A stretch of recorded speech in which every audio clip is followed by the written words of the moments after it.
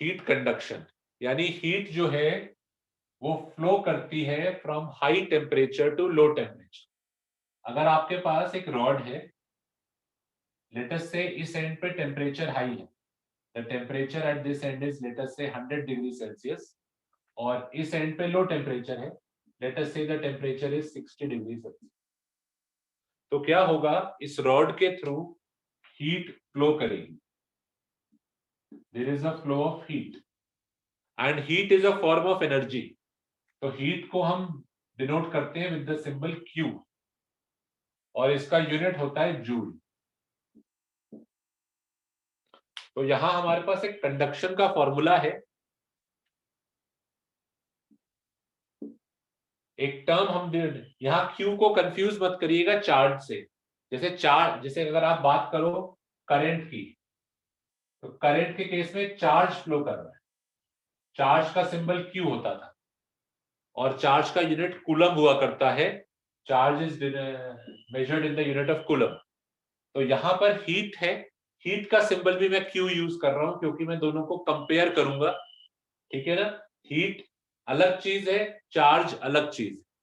Heat is a form of energy, उसका unit joule होता है, चार्ज का यूनिट कूलम होता है, चार्ज इज अ डिफरेंट है, पर दोनों को कंपेयर करा जाएगा, इसीलिए मैंने दोनों का सिंबल Q यूज करा हुआ है। जैसे रेजिस्टर के अंदर करंट फ्लो करता था, यहां पर हीट फ्लो कर रही है, और यहां हमारा फॉर्मूला होता है Ka delta T upon N,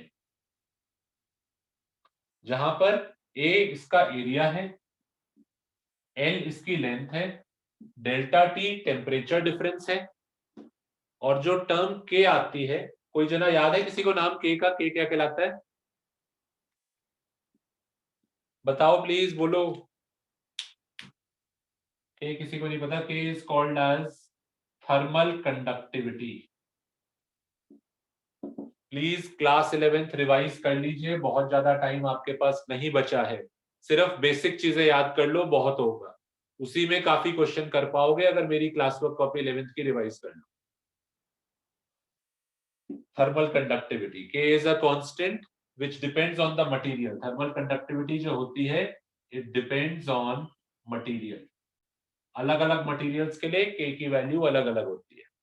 जो अच्छे कंडक्टर होते हैं हीट के, तो उनके लिए K ज्यादा होता है, जैसे मेटल हो गया। जैसे अब जो पुअर कंडक्टर है उनके लिए K कम होता है। अब इस फॉर्मूले में इसको अगर आप रेजिस्टेंस के फॉर्मूले से कंपेयर करो, इसको आप कंपेयर करिए ओम्स लॉ से, I is equal to V by R, और V बेसिकली पोटेंशियल डिफरेंस होता है, इस रेजिस्टर के अक्रॉस कितना पोटेंशियल डिफरेंस। ये V ये नहीं होता कि यहाँ का पोटेंशियल कितना है, वहां का पोटेंशियल कितना है। तो मैं इसको अभी डेल्टा V लिख लेता हूं, बात वही है, पोटेंशियल डिफरेंस है तो मैं डेल्टा V भी लिख सकता हूं। अब इन दोनों को हम कंपेयर करेंगे, यहाँ पे Q बाय T, और यहाँ पे भी देखिए करंट क्या चीज होती है, current is the charge flowing per unit time. Current को आप Q बाय T लिख सकते हो, और करंट का सिंबल था I, Q बाय T को हम बोलते थे I। तो यहाँ पे भी क्या करें, यहाँ चार्ज अपॉन टाइम नहीं है, पर यहाँ हीट अपॉन टाइम है, तो इसको चाहे आप नाम दे दो करंट, पर ये करंट वो वाला करंट नहीं है, इसको IH बोल दो, call this as IH, this, इसको हम नाम दे देते हैं हीट करंट। हीट करंट, जैसे वहां पर ये वाला जो I था, this is equal to charge upon time Q upon T, ऐसे ये वाला भी है, ये भी Q अपॉन T है, पर ये चार्ज अपॉन टाइम नहीं है, ये heat upon time. Q is the symbol which I am using for the heat energy, तो दोनों Q अपॉन T है यहाँ। तो इसीलिए जैसे उसको करंट बोला था, ऐसे ही इसको मैं बोल रहा हूं हीट करंट। अब LHS तो मैच हो रहा है, I है। अब यहाँ पे देखिए पोटेंशियल डिफरेंस था, यहाँ टेम्परेचर डिफरेंस। करंट क्यों फ्लो करा था? Because of potential difference from high potential to low potential. ऐसे ही हीट क्यों फ्लो करी है? Because of temperature difference from high temperature to low temperature. अगर दोनों एंड पे टेम्परेचर सेम होता तो फिर हीट फ्लो करती ही नहीं। सेम चीज यहाँ पे ही है, अगर पोटेंशियल सेम होता तो हीट फ्लो नहीं करती। तो जो टर्म यहाँ पे हमारा पोटेंशियल है या पोटेंशियल डिफरेंस है वो यहाँ पर मैच करता है with the term temperature difference. तो डेल्टा वी और डेल्टा टी। अब यहाँ पे देखिए नीचे आर है पर यहाँ और भी टर्म्स आ रही हैं, तो बिल्कुल इसको मैच कराने के लिए मैं क्या कर रहा हूं, ध्यान से देखिएगा please, carefully observe this thing. के ए डेल्टा टी बाई एल है, मैं क्या कर रहा हूं, इस के ए को एल अपॉन के ए लिख रहा हूं। बात वही है, डिनोमिनेटर का डिनोमिनेटर वापस पहुंच जाएगा न्यूमरेटर में, तो ये फॉर्मूला वही हो जाएगा के ए डेल्टा टी बाई एल। पर ऐसा मैंने इसलिए करा जिससे कि मैं इसको कंपेयर कर सकूं ओम्स लॉ के फॉर्मूले से।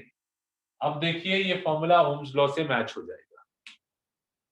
हीट करंट, यहां पर आपका current, temperature difference, potential difference, और यहां टर्म आती थी रेजिस्टेंस। तो ये जो नीचे टर्म आ रही है ये रेजिस्टेंस से मैच कर रही है, ध्यान से देखिए, this term matches with the resistance. तो इस टर्म को हम नाम देते हैं, this is called as thermal resistance. This is the thermal resistance. तो इसको आप नाम दे दीजिए, कुछ भी सिंबल आप इसके लिए आर ले लो, चाहे आर एच ले लेते हैं क्योंकि ये हीट वाली रेजिस्टेंस है, तो थर्मल रेजिस्टेंस आर टी बोल दो चाहे आर एच बोल दो, ये हो गया एल अपॉन के ए। तो अब देखो अगर मैं इसको एल बाई ऐसे लिख सकता हूं मैं, I H is equal to delta T by R H.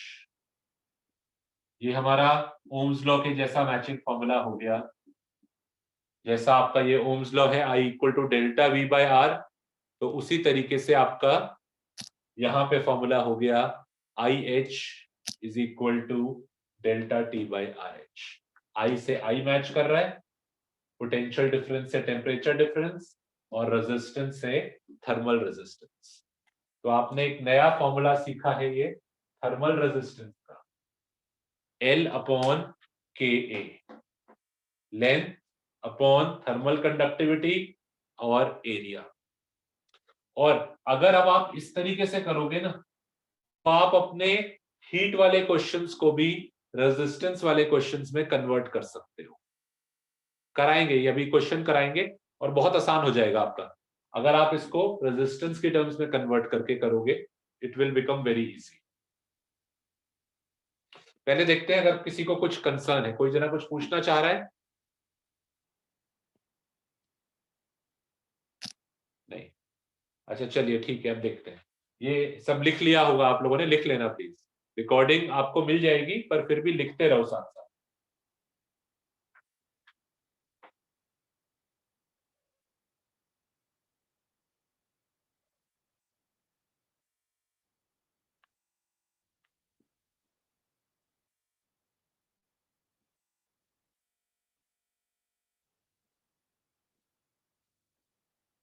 अब ये तीन रॉड्स हैं, these are three metal rods made of the same material, they are made of the same material, this end is at temperature 100 degrees Celsius, this end is at a temperature of 60 degrees Celsius, and this end is at a temperature of 40 degrees Celsius. These are three rods having the same area, they have the same area, पर length जो है वो इसकी L है, इसकी L है और इसकी लेंथ 2L है। बाकी they are of the same area and same material. Same area, same material. You have to tell me what is the temperature of junction. इस जंक्शन का टेम्परेचर कितना है? What is the junction temperature? अब इसमें अपना इसको convert कर लीजिए इलेक्ट्रिसिटी वाले क्वेश्चन में। क्वेश्चन देखो, इलेक्ट्रिसिटी वाले क्वेश्चन में इसको कन्वर्ट कर लो, इनको thermal resistance thermal resistance thermal resistance करके इसको कन्वर्ट करो, कन्वर्ट इट इनटू इलेक्ट्रिसिटी। थोड़ा हिंट दे रहा हूं मैं।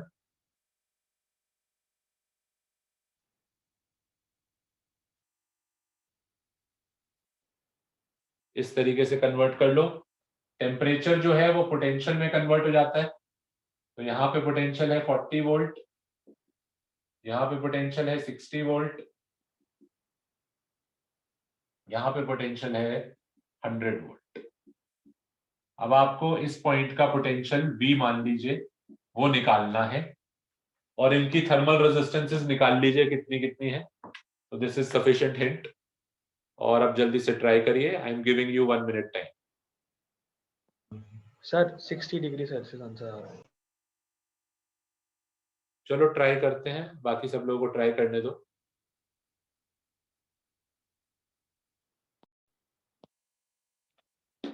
करिए, सब लोग ट्राई करिए। मैंने इक्वेशन बनाई है जैसे बताया था, सब लोग ट्राई करो। 100 minus V by 2R is equal to V minus 40 by R plus V minus 60 by R। इसको सॉल्व कर रहे हैं।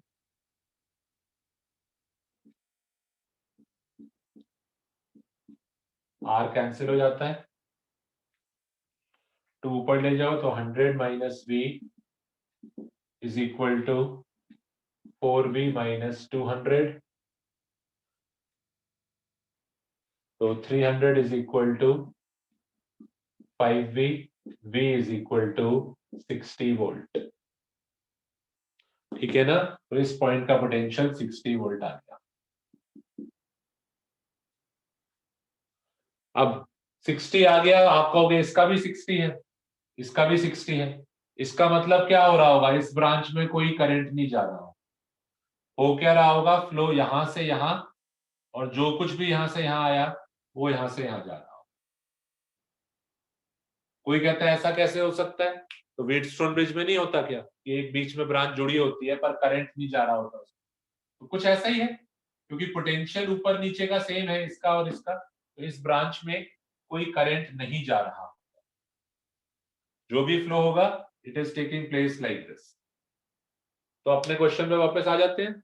इस पॉइंट का जंक्शन का टेम्परेचर 60 डिग्री सेल्सियस होगा, और हीट का जो फ्लो हो रहा होगा वो इस तरीके से यहां से ऐसे। तो अगर इस टाइप के कुछ रॉड का अलग अलग शेप बना के वो क्वेश्चन दे देगा। एक और आपको बताते हैं क्वेश्चन। किसी को डाउट है इसमें?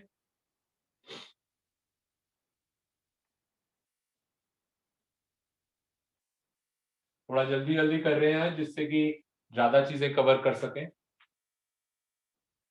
अब ऐसे क्वेश्चन भी एक बार आया हुआ था।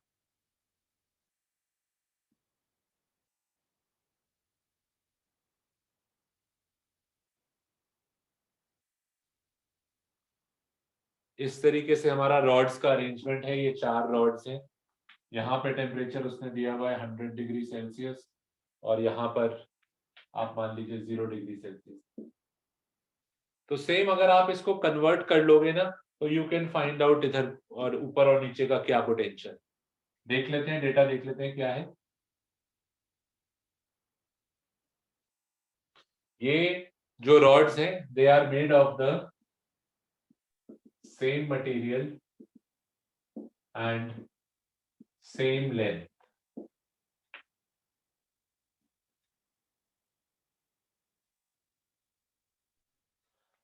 इनका जो नीचे वाली है ये थिन रॉड्स हैं, और ऊपर वाली जो है वो थिक रॉड्स हैं।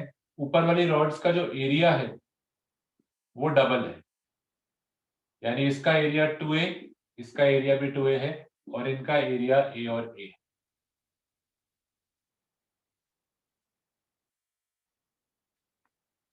ठीक है ना? आपको फाइंड आउट करना था, कोई भी पॉइंट पूछ लेगा आपसे। ये वाला उसने पूछा इस पॉइंट का टेम्परेचर कितना होगा। ट्राई कर लीजिए, चलिए जल्दी से। What is the temperature of this point? और डेटा मैंने नहीं दिया है, पर हाँ एरिया ऊपर वाली रॉड्स मोटी हैं, नीचे वाली रॉड्स फिगर में भी शो कर लो, पतली है नीचे वाली रॉड्स।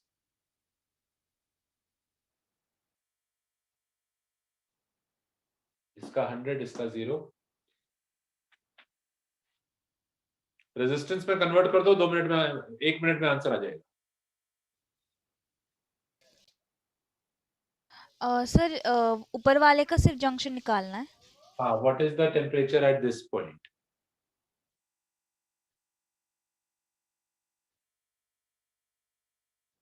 वैसे आइडियली देखा जाए तो ऊपर और नीचे का मेरे ख्याल से तो सेम ही आना चाहिए व्हीटस्टोन ब्रिज के लॉजिक से, पर कोई बात नहीं, उसने पूछा सिर्फ यहाँ का है। जल्दी से बताइए, चैट बॉक्स में सेंड करिए आप।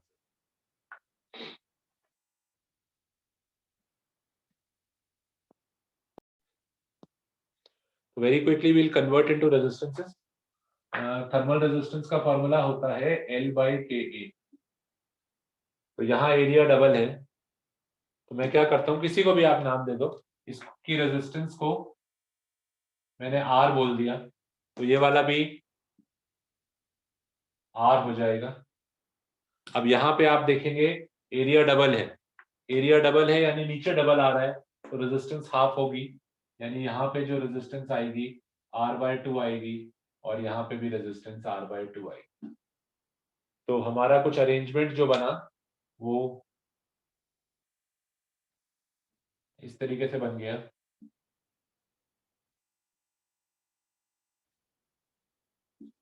ये R, ये R, ये R/2, ये R/2, यहाँ 0 वोल्ट है, यहाँ 100 वोल्ट है।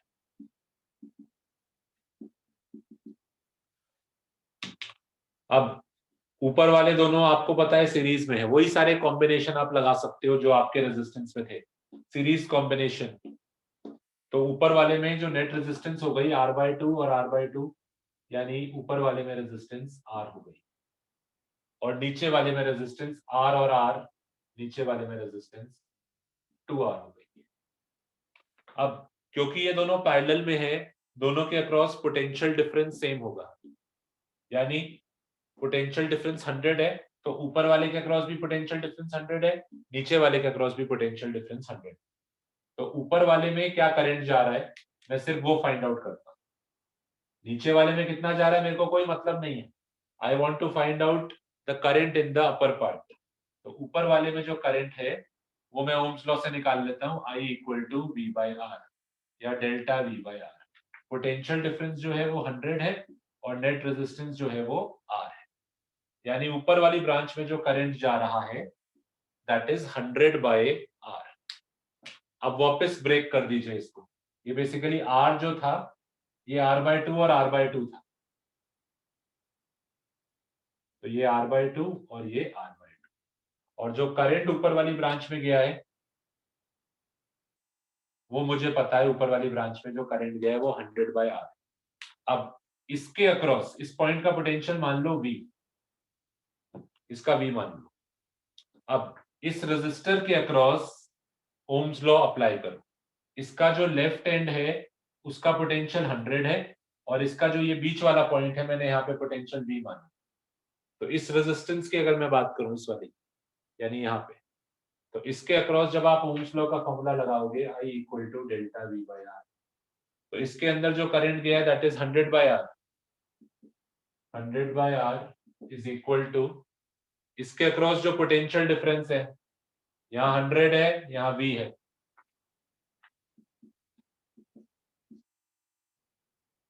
और इसकी रेजिस्टेंस कितनी है R/2। तो इस तरीके से मैंने इक्वेशन बनाई थी। तो यहां से R और R कैंसिल हो गया, हाफ को ऊपर ले आओ, तो 100 × 1/2 इज इक्वल टू 100 - V, और यहां से आपको V मिलेगा 50, यानी इस पॉइंट का टेम्परेचर 50 डिग्री सेल्सियस। तो आप इसको एक बार रेजिस्टेंस में कन्वर्ट कर लो, फिर आप सीरीज पैरेलल लगा के पोटेंशियल तो निकाल ही सकते हो। तो एक बार अगर जो बच्चे नहीं भी कर पाए हैं इसको, एक बार अगर आप लोग थोड़ा टाइम लगाओगे ना 4-5 मिनट, तो ये अपने आप आपसे हो जाएगा। सिर्फ कॉन्सेप्ट ये है कि उसको रॉड वाले से रेजिस्टेंस वाले में कन्वर्ट कर लीजिएगा।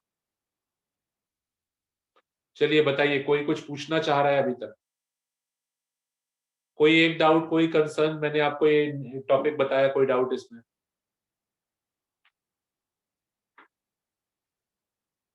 चलिए ठीक है, ये हमारा कवर हो गया, ये मेरे को एक्स्ट्रा बताना था। एक दो क्वेश्चन इस पर मैं आपको सेंड कर दूंगा, प्रैक्टिस कर लेना। अब आते हैं एक और टॉपिक पे, रिजॉल्विंग पावर। लिखते रहिएगा।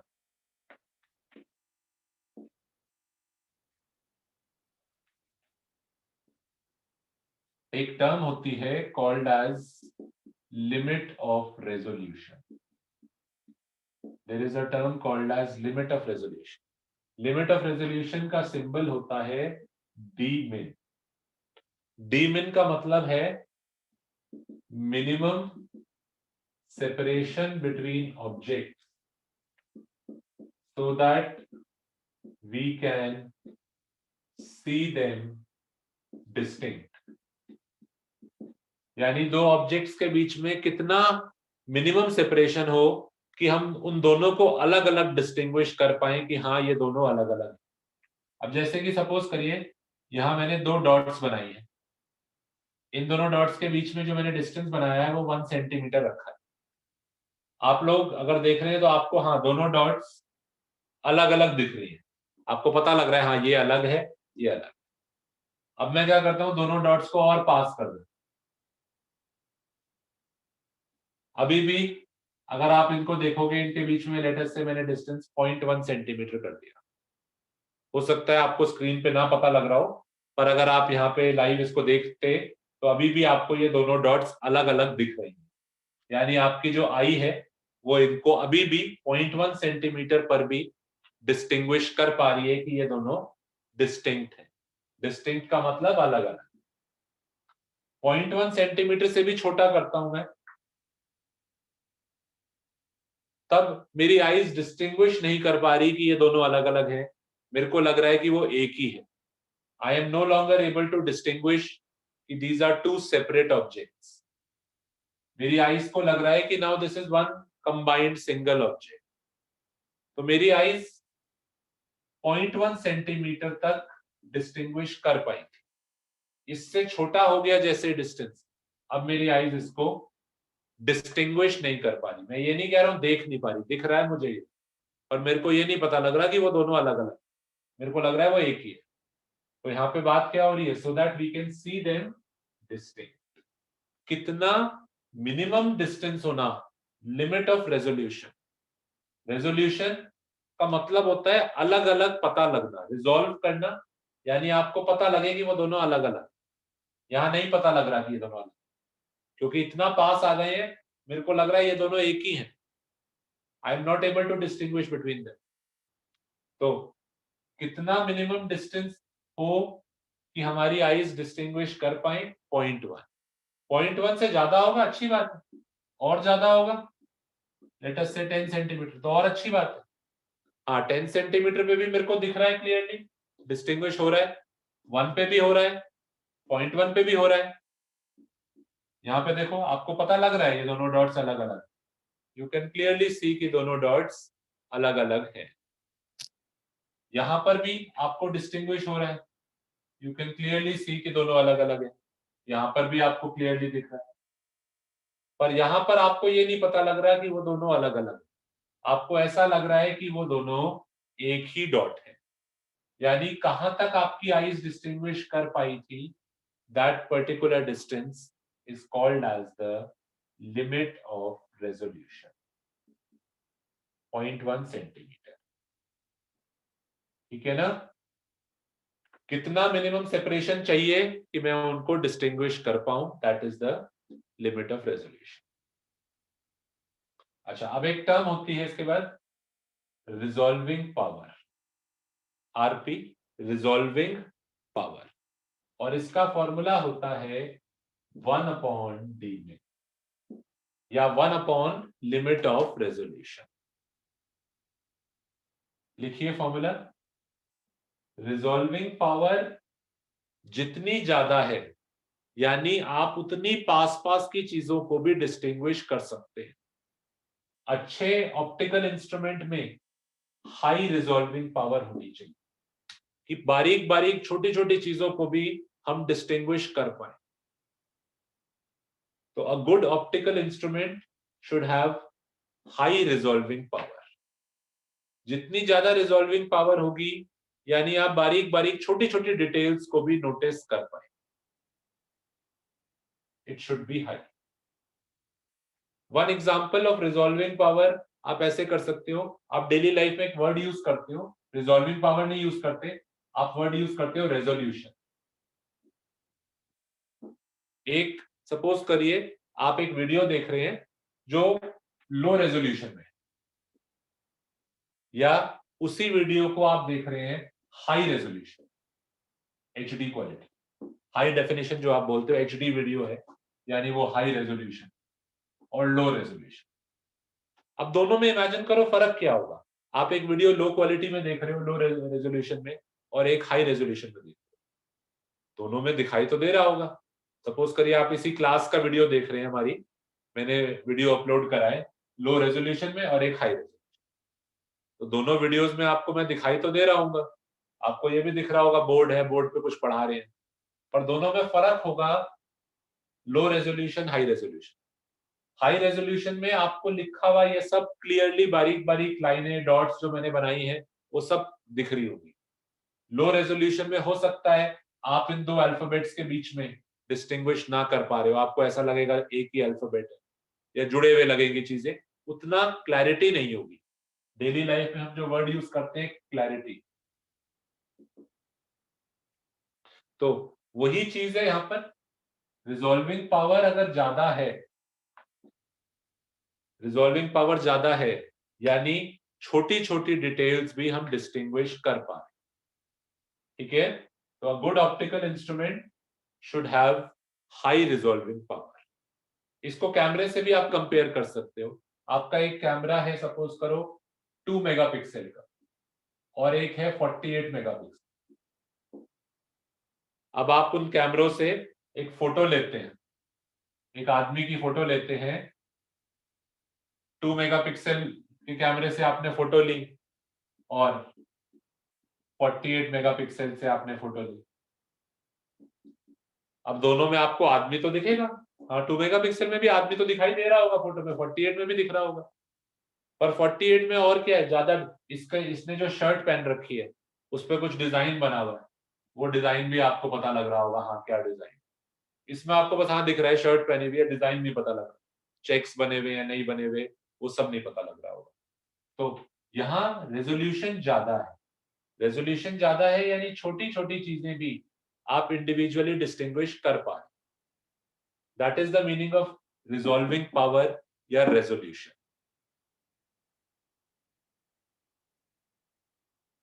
तो हमारे पास क्या है, हमें बहुत ज्यादा डिटेल में हम नहीं जाएंगे कोई डेरिवेशन में, हम सिर्फ हमें फॉर्मूले पता होने चाहिए, रिजॉल्विंग पावर के फॉर्मूले क्या हैं, और रिजॉल्विंग पावर होनी चाहिए हाई.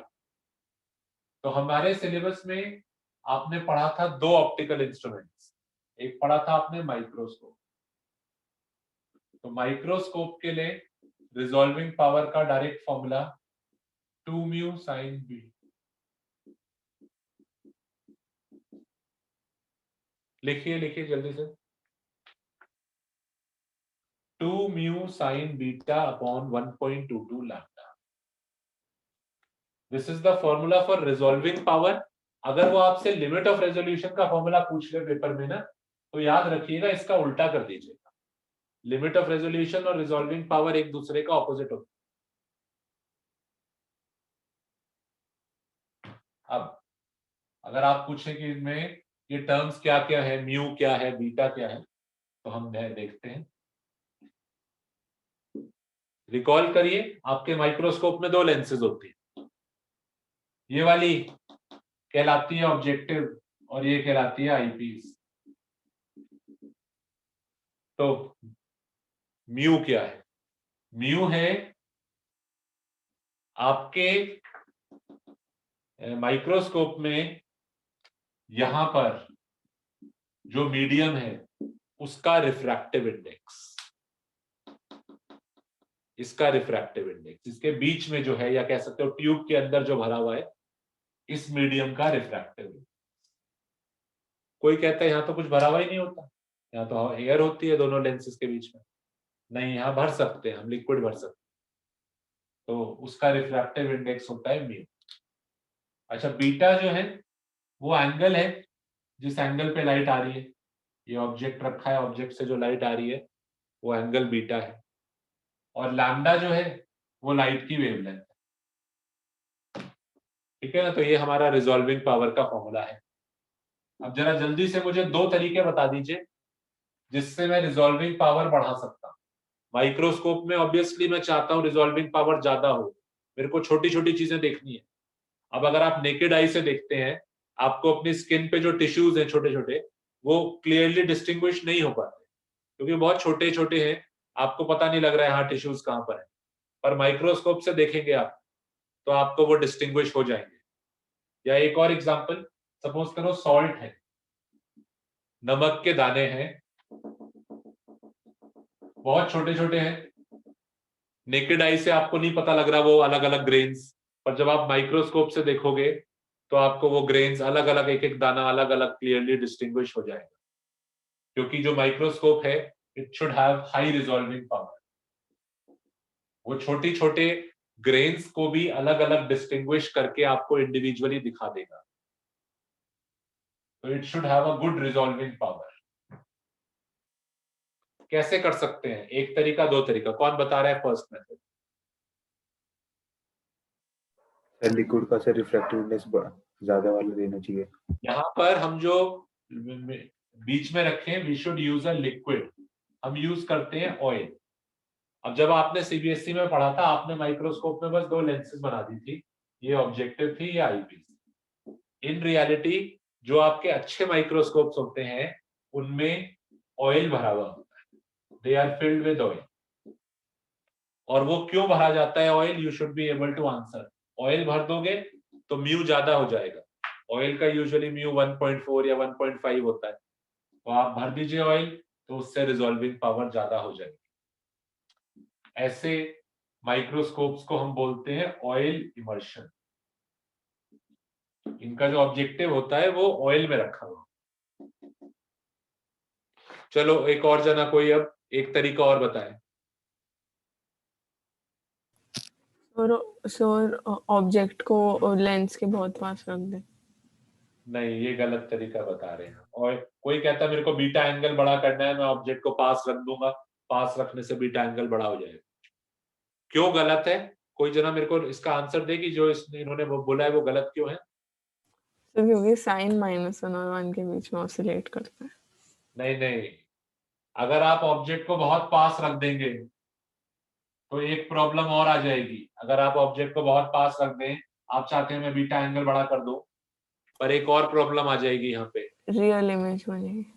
हाँ, यहाँ पर रियल इमेज बनेगी नहीं। अगर आपका ऑब्जेक्ट फोकस के अंदर चला गया, एफ और ओ के अंदर चला गया, तो फिर उसकी इमेज आगे नहीं बनेगी। और माइक्रोस्कोप में आपको पता है एक ऐसी कंडीशन थी यहाँ पे ऑब्जेक्ट की इमेज यहाँ बननी चाहिए। तो अगर आपका ऑब्जेक्ट अगर बहुत पास चला गया, बहुत पास रख दिया आपने, हो सकता है आपने बहुत पास रख दिया, अब आपका ऑब्जेक्ट एफ और ओ के बीच में आ गया, और अगर एफ और ओ के बीच में आ गया तो फिर आगे तो इमेज ही नहीं बनेगी, पीछे चली जाएगी, फिर हमारा पूरा वर्किंग ही बिगड़ जाएगा। तो वो तरीका सही नहीं है। कोई और जना बताए अब, somebody else बताओ। अगर वेवलेंथ कम कर दी। वेवलेंथ कम कर दें? किस चीज की वेवलेंथ बोलो? सर जो वहां से लाइट आ रही है। हाँ, जो लाइट आ रही है उसकी वेवलेंथ हम रिड्यूस करें। और हम जानते हैं सबसे कम वेवलेंथ होती है ब्लू लाइट की, सबसे कम वेवलेंथ होती है ब्लू कलर की लाइट की। तो हम लैम्डा रिड्यूस करें यानी ब्लू लाइट यूज करें। कोई कहता है ब्लू लाइट यूज करें यानी आपका जो ऑब्जेक्ट है, आप डेलिबरेटली क्या करो, यहां पर ब्लू कलर का बल्ब जला दो। जिस रूम में आप एक्सपेरिमेंट कर रहे हो, माइक्रोस्कोप लगा के कुछ देख रहे हो, वहां पे एक टेबल लैंप लगा दो ब्लू कलर का, जिससे कि डेलिबरेटली आप अपने ऑब्जेक्ट को बॉम्बार्ड करो ब्लू लाइट या वॉयलेट लाइट बोल लो। ब्लू लाइट टकराकर ऑब्जेक्ट से आएगी तो आपको जो ऑब्जेक्ट दिखाई देगा उसका रेजोल्यूशन अच्छा होगा। ब्लू लाइट के अंदर आप देखोगे तो आपको जो इमेज बनेगी उसका रेजोल्यूशन अच्छा हो। अगर मैं कंपेयर करूं किसी भी और कलर में देखने पे, ब्लू लाइट आपको सबसे अच्छा रेजोल्यूशन देगी। तो जो अच्छे हाईटेक माइक्रोस्कोप्स होते हैं वहां पर deliberately blue light, violet light में रखकर तब आप देखते हैं, जिससे कि इमेज का रेजोल्यूशन और अच्छा आता है।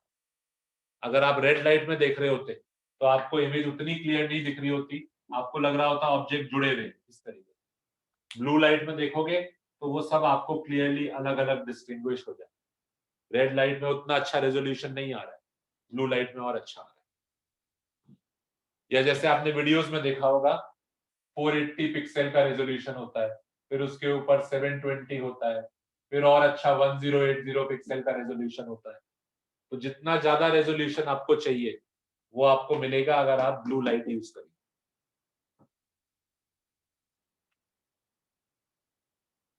तो ये सब क्वेश्चन अभी मैं एक दो करा भी दूंगा, न्यूमेरिकल भी आ सकता है इस पे, और हो सकता है ये रीजन भी पूछ ले, आपसे पूछ लेगा कौन से कलर की लाइट में अच्छा रेजोल्यूशन मिलेगा, तो वहां पे ब्लू चूज करिएगा। कोई डाउट किसी को है तो पूछो। नहीं? सर हाँ बोलो। जो फॉर्मूले में 122 है कि 1.22 है? 1.22। ठीक है, अब आगे देखते हैं। अब नेक्स्ट हमने एक इंस्ट्रूमेंट पढ़ा था माइक्रोस्कोप के बाद टेलीस्कोप। टेलीस्कोप के लिए भी रिजॉल्विंग पावर एक बहुत बड़ा इश्यू होता है। हमें टेलीस्कोप में अच्छी रिजॉल्विंग पावर चाहिए। क्यों? कोई कहता है क्यों हमें रिजॉल्विंग पावर से क्या मतलब है, हम कोई छोटी छोटी चीजें थोड़ी ना देख रहे हैं, पर टेलीस्कोप से आप स्टार्स देख रहे हैं।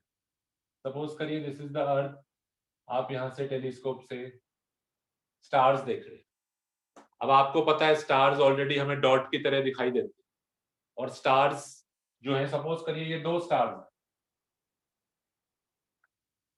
अब वैसे तो ये दूर दूर है, इनके बीच में डिस्टेंस तो बहुत ज्यादा होगा, पर क्योंकि हम इतना दूर से देख रहे हैं हमें लग रहा है ये स्टार्स के बीच का डिस्टेंस बहुत कम है। अब हो सकता है कोई ऐसे स्टार्स हो, कई बार स्टार्स होते हैं जो पास पास भी होते हैं। दो स्टार्स पास पास हैं, पास पास है ये, इसका मतलब ये नहीं है जुड़े हुए, पर देखने वाले को अगर इसकी रिजॉल्विंग पावर हाई नहीं हुई, सपोज करो it has low resolving power, तो जब ये आदमी देखेगा ना इसको वो दोनों ऐसे लगेगा एक ही स्टार। इसकी जो इमेज इसको दिखाई देगी उसमें वो डिस्टिंग्विश नहीं कर पाएगा कि वो दो स्टार्स अलग अलग हैं। मैं आपको कुछ इमेजेस भी शेयर करूंगा स्टार्स की। अगर हम लो रेजोल्यूशन इमेज लेते हैं तो कैसे दिखता है, उसमें आपको पता नहीं लगेगा कितने स्टार्स, आपको सब कुछ जुड़ा जुड़ा सा लगेगा, हेजी सी पिक्चर होगी, क्लैरिटी नहीं होगी। अब इसी को अगर आप हाई रेजोल्यूशन से लोगे तो आपको सारे स्टार्स जो भी हैं वो सब इंडिविजुअल अलग अलग रिजॉल्व हुए अलग अलग दिखाई देंगे। तो टेलीस्कोप के लिए तो रिजॉल्विंग पावर बहुत बड़ा क्राइटेरिया होता है, क्योंकि जब मैं इंडिविजुअल स्टार्स को देखना चाह रहा हूं तो I should be able to see them distinctly. क्योंकि गैलेक्सी में और यूनिवर्स में बहुत सारे स्टार्स हैं, million, infinite number of stars हैं और बहुत पास पास दिखते हैं, तो रिजॉल्विंग पावर अच्छी होगी तभी मैं डिस्टिंग्विश कर पाऊंगा दोनों के बीच में। तो यहां पर लेट अस से देयर आर टू स्टार्स। इस बार हमारा फॉर्मूला एंगल की टर्म्स में, क्योंकि स्टार्स इतना दूर है उनके बीच का डिस्टेंस हमारे लिए रेलेवेंट नहीं है। जब हम उनको देख रहे हैं तो वो हमारे टेलीस्कोप पर क्या एंगल सबटेंड कर रहे हैं, ये एंगल हमारे लिए रेलेवेंट है, called as D theta. It is the angle subtended by these two stars. ये S1 S2 दो स्टार्स हैं, तो ये S1 S2 दो स्टार्स हैं जो हमारे टेलीस्कोप पे डी थीटा एंगल सबटेंड कर रहे हैं। बनाइए, फिगर बनाइए। इस बार हमारा डी मिन डी थीटा कहलाता है,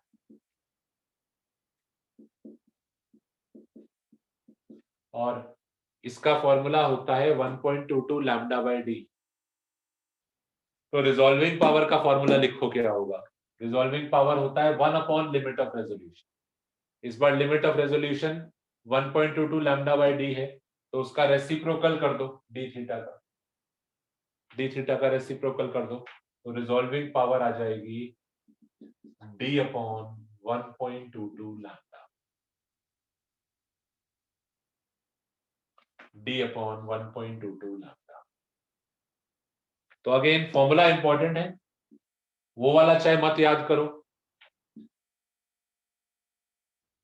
लिमिट ऑफ रेजोल्यूशन इसी को उल्टा करके निकल आएगा, तो ये d अपॉन 1.22 लैम्डा है, तो वो 1.22 लैम्डा बाई डी हो जाएगा। तो just learn the result for resolving power. अब इसमें पूछिए कि d क्या है। d जो है, अगेन आपके टेलीस्कोप में दो लेंसेज होती है, ऑब्जेक्टिव और आईपीस। तो d जो है वो इसका डायामीटर है, d is the diameter of objective lens, और लैम्डा क्या है, लैम्डा है लाइट की वेवलेंथ। तो इस बार d min की जगह d थीटा है सिंबल, क्योंकि it is measured in terms of angle. d theta क्या चीज है, it is the minimum separation, नहीं, it is the minimum angle between two objects. Suppose मैंने कहा हमारा जो टेलीस्कोप है इसका d थीटा है let us say 2 degree, late us say 2 degree. इसका मतलब है स्टार्स के बीच में एंगल 2 या उससे ज्यादा होना चाहिए। सपोज करिए दो स्टार्स हैं, इनके बीच में जो एंगल सबटेंड हो रहा है ये 3 डिग्री है। हाँ अब ठीक है, डी थीटा से बड़ा होना चाहिए। अब मेरे यहाँ टेलीस्कोप इनको डिस्टिंग्विश कर पाए। और सपोज करिए दोनों स्टार्स के बीच का जो एंगल था वो 1 डिग्री रहा होता। अब ये स्टार्स पास पास है, इनका एंगल 1 डिग्री। अब आपका टेलीस्कोप इनको दोनों को रिजॉल्व नहीं कर पाए। उसकी जो इमेज बनेगी उसमें आपको दो डॉट्स दिखाई देने की बजाय एक ऐसे कुछ दिखाई देगा dot. You will not be able to distinguish between. तो इनके बीच का जो सेपरेशन है, minimum angle between objects so that they can be seen distinctly. This is measured in terms of angle distance. इस बार distance नहीं है ये, इस बार angle की terms में measure। और d theta का reciprocal कर दीजिए तो you will get the resolving power। तो resolving power याद रखो, d upon 1.22 lambda। चलिए मेरे को दो तरीके बताइए। सोचिए मैं पूछूंगा किसी जने से, एक आदमी टेलीस्कोप लगा के देख रहा है, he wants a good high resolving power, तो tell me 2 ways जिससे मैं, कोई और जना आंसर करेगा जिसने पिछली बार करा था वो नहीं, दो तरीके बताओ जिससे मैं अपने टेलीस्कोप की रिजॉल्विंग पावर बढ़ा सकता हूं। सर बड़ा डायमीटर लेंस का। I should use large diameter बोल दो, या ये भी बोल सकते हैं large aperture of objective lens. हम जो लेंस यूज कर रहे हैं, और कौन से वाली, आई पीस को बड़ा करके कोई फायदा नहीं है। आई पीस को बड़ा करोगे कोई फायदा नहीं है, फॉर्मूले में आई पीस का डायमीटर नहीं आता, फॉर्मूले में डायमीटर आता है ऑब्जेक्टिव का। तो ऑब्जेक्टिव लेंस को बड़ा करो। तुम यूजुअली कभी टेलीस्कोप्स देखोगे ना मूवी में या कहीं पे, उनका आगे वाला जो लेंस होता है ऑब्जेक्टिव वो बहुत बड़ा होता है। टेलीस्कोप्स हमेशा इस तरीके से बनाए जाते हैं। फिगर में देखो यहाँ पे भी आगे वाला जो लेंस है वो बड़ा है और ये वाला छोटा है। तो इसको बड़ा करने का रीजन है, इसको बड़ा करने से डी बड़ा हो रहा है जिससे रिजॉल्विंग पावर बढ़ रही है, यानी अब आपकी इमेज हाई रेजोल्यूशन इमेज मिलेगी आपको। जैसे एचडी वीडियो आप देखते हो तो इससे जो आदमी देखेगा उसको लगेगा मैं एचडी वीडियो देख रहा हूँ, उस तरीके से उसको क्वालिटी अच्छी दिखेगी। तो एक तरीका हो गया लार्ज अपर्चर। चलो कोई और जना सेकंड बोलो, दूसरा तरीका बताओ। Decreasing the wavelength of अब इस बार ये तरीका नहीं चलेगा, इस बार आप ये नहीं कर सकते कि रिड्यूस वेवलेंथ। कोई कहता है क्यों, जैसे पिछली बार हमने ऑब्जेक्ट के ऊपर ब्लू लाइट डाली थी और ब्लू लाइट डाल के उसको देखा था, इस बार भी वही करते हैं। इस बार आप वो नहीं कर सकते क्योंकि टेलीस्कोप से आप दूर की चीजों को देख रहे हैं, you are looking at stars. आप ये नहीं कर सकते कि वहां पर आप एक टेबल लैंप जलाएं और उस पर ब्लू लाइट डालें और फिर उनको ब्लू लाइट के अंदर देखें। यहाँ पर लैम्डा आपकी मर्जी से नहीं बदला जा सकता। लैम्डा जो है वो स्टार्स से जो लाइट आ रही है वही लाइट आ रही है। माइक्रोस्कोप में मेरे पास ऑब्जेक्ट था, सपोज मेरे को अपने स्किन के टिश्यूज देखने थे, तो मैं ट्यूबलाइट हटा के ब्लू कलर का बल्ब जला देता हूँ और फिर अपने हाथ को माइक्रोस्कोप में देखता हूँ। मेरे हाथ पे ब्लू लाइट फॉल कर रही है और वही लाइट माइक्रोस्कोप में आ रही है। पर यहाँ मैं वो नहीं कर सकता, मैं स्टार के ऊपर ब्लू लाइट डाल दूं और फिर उसी लाइट को देखूं, वो पॉसिबल नहीं। तो इस बार एक ही तरीका है, दूसरा तरीका है नहीं। इस बार there is no second method, एक ही तरीका है, लार्ज अपर्चर। ऑयल डालने से भी कुछ नहीं होगा। कोई कहता है ऑयल डाल देते हैं, फॉर्मूले में आ ही नहीं रहा म्यू, इस बार तो म्यू आ ही नहीं रहा, तो ऑयल डालने का भी यहाँ कोई फायदा नहीं होगा। तो one and only method is to use a large aperture of the objective lens. तो ये हमारा टेलीस्कोप के लिए क्राइटेरिया हो गया। अच्छा, अब ना टेलीस्कोप पे न्यूमेरिकल आने के काफी चांस है। टेलीस्कोप पे किस तरीके से क्वेश्चन आता है एक बताएंगे। पहले अगर कोई डाउट है, कोई एक डाउट देखते हैं आप लोगों का, बताइए, पूछो कोई डाउट।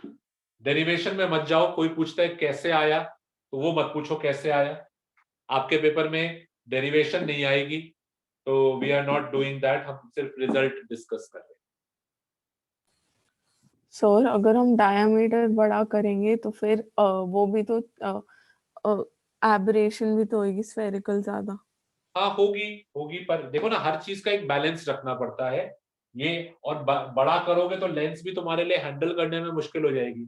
इतनी बड़ी लेंस को तुम किनारों पे सपोर्ट करोगे, it will be very heavy, very bulky, तो प्रॉब्लम्स आती जाएंगी।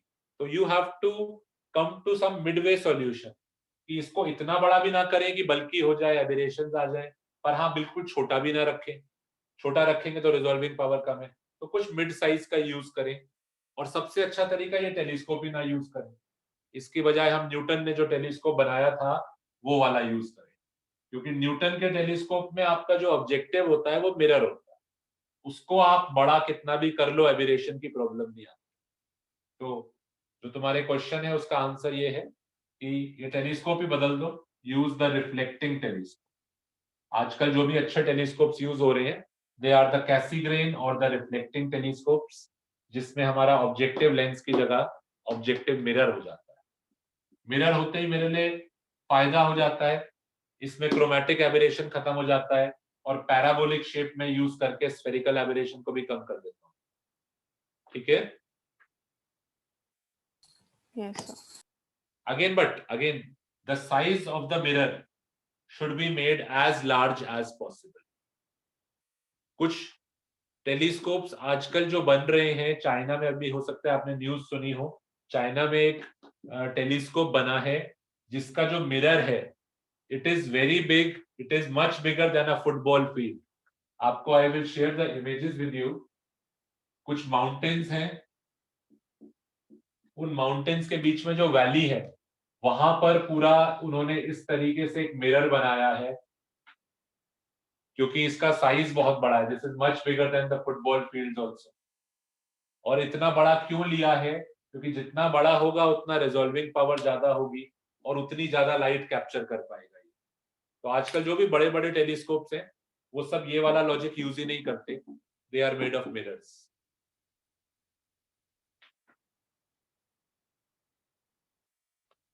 अच्छा ठीक है, अब इस पे क्वेश्चन और देखते हैं। तो एक चीज का ध्यान दीजिएगा, जब भी आप टेलीस्कोप बना रहे हैं आपको किन चीजों का ध्यान रखना है। It should have a high resolving power. Resolving power आप ये मानिए क्लैरिटी से है। आपके डेली लाइफ में अगर कोई बंदा पूछता है ना रिजॉल्विंग पावर, तो आप उसको बोलो यार तुम्हारा कैमरा 2 मेगापिक्सल का है या 48 मेगापिक्सल का है, क्या चाहते हो, तो वो कहेगा हाँ मैं 48 मेगापिक्सल चाहता हूँ। तो ये something, this is something like resolving power. आप चाहते हैं रिजॉल्विंग पावर ज्यादा, 48 मेगापिक्सल वाले कैमरे में फायदा क्या होगा? एक नॉर्मल आदमी से पूछो क्या फायदा है, वो कहेगा हाँ इमेज की क्वालिटी अच्छी होगी, क्लियर होगी। तो वही चीज है यहाँ पे रिजॉल्विंग पावर। और एक चीज और चाहते हैं टेलीस्कोप में, हम एक और चीज चाहते हैं, it should have a high magnification. Magnification बोल दो या जिसको आप डेली लाइफ में बोलते हो जूम, आप इमेज को जूम कर देते हो, जूम करके वो बड़ी हो जाती है, तो वो आप चाहते हो उसका मैग्निफिकेशन ज्यादा हो। तो मैग्निफिकेशन का फॉर्मूला हमने रे ऑप्टिक्स में आपको पढ़ाया था, FO/AP। और रिजॉल्विंग पावर का फॉर्मूला मैंने आपको बताया अभी, D/1.22 लैम्डा। तो टेलीस्कोप बनाते वक्त हमें दोनों चीजें चाहिए। आप फोन खरीदते हो, आप चाहते हो कैमरे का 48 मेगापिक्सल भी हो और उसमें जूम की कैपेबिलिटी भी ज्यादा हो, जितना ज्यादा जूम कर पाओ उतना अच्छा है। एक तो 48 मेगापिक्सल हुआ यानी क्लैरिटी भी है, और जूम जितना ज्यादा कर पा रहे हो वो और भी अच्छी बात है, जूम कर पा रहे हो। तो telescope should have high resolving power and it should have high magnification also. Magnification बोल दो या कई बार मैग्नीफाइंग पावर भी बोलते हैं। तो high resolving power and high magnifying power. Resolving power का मतलब है क्लैरिटी और मैग्नीफाइंग पावर का मतलब है जूम कर पाना, इमेज को जूम करके आप बड़ा करके देख पाओ। तो अब देखिए क्वेश्चन मैं आपको वो दे रहा हूं एक,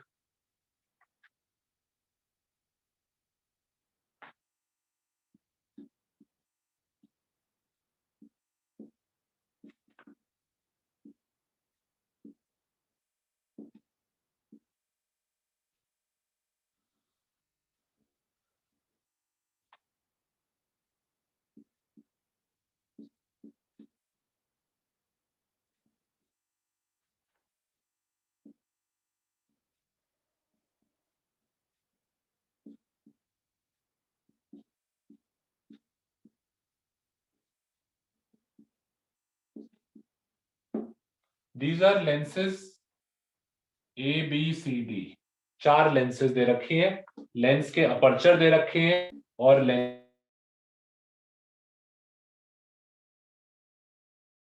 बनाना है। टेलीस्कोप में मेरे को 2 लेंसेज चाहिए, एक ऑब्जेक्टिव लेंस चाहिए और एक आईपीस।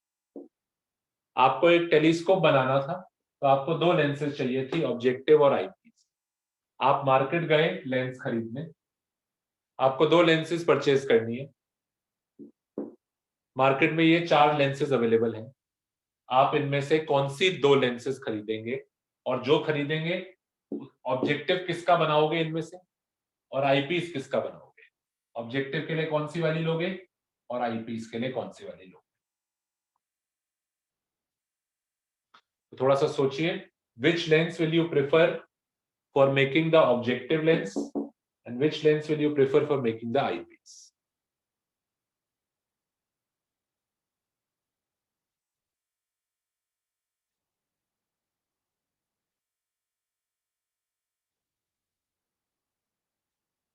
एक ही साथ आंसर करिए, एक ही चैट बॉक्स में दोनों लिख दीजिए, ऑब्जेक्टिव इक्वल टू करके और आईपीस इक्वल टू, ठीक है ना? थिंक अबाउट इट, जल्दी जल्दी में गलत नहीं होना चाहिए।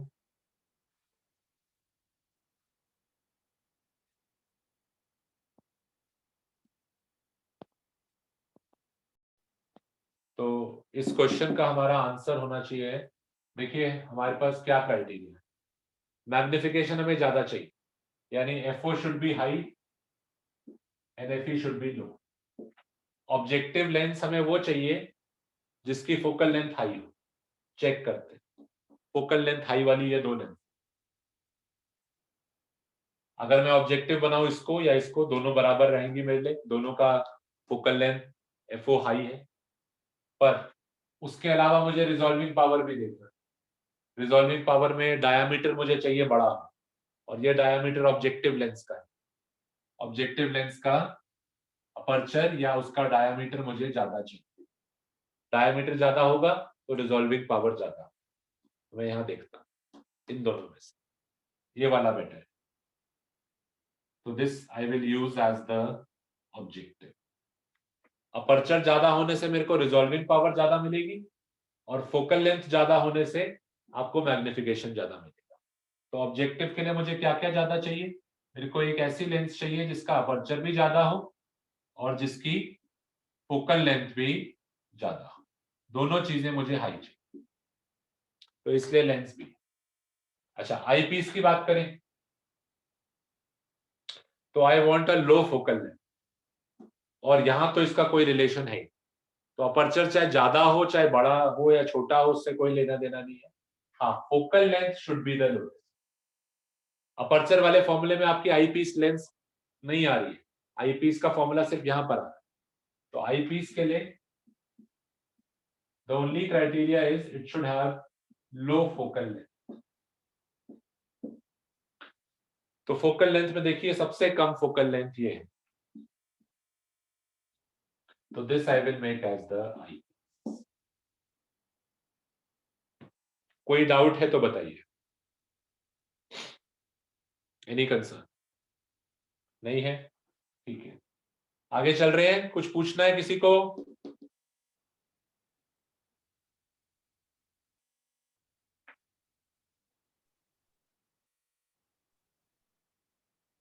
तो विद दिस टॉपिक कंप्लीट, अब हम नेक्स्ट टॉपिक पे आते हैं। Write down heading polarisation. Polarisation या पोलराइजेशन ऑफ लाइट।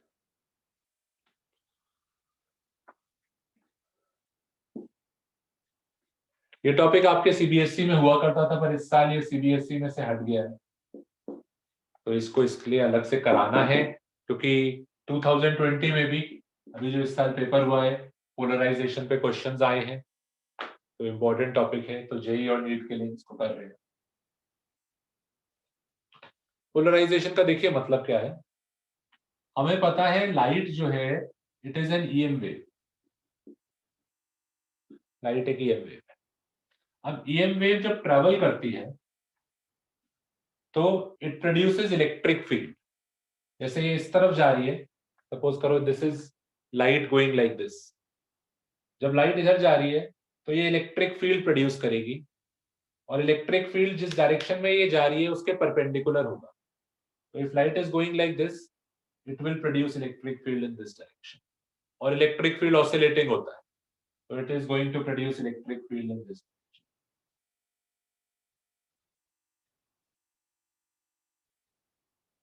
यानी इस एक्सिस के अलोंग इसका इलेक्ट्रिक फील्ड, और it will also produce magnetic field. Magnetic field जो होगा वो भी जिस डायरेक्शन में लाइट जा रही है उसके परपेंडिकुलर होगा, यानी लाइट इस तरफ जा रही है तो मैग्नेटिक फील्ड इस साइड होगा। हमने बताया था ये तीनों म्यूचुअली परपेंडिकुलर होगा, मैग्नेटिक फील्ड इस तरफ, यानी कुछ इस तरीके से फिगर देखिए। If this is the direction of propagation of light, light इस डायरेक्शन में जा रही है, तो ये उसका इलेक्ट्रिक फील्ड है और ये उसका मैग्नेटिक फील्ड है।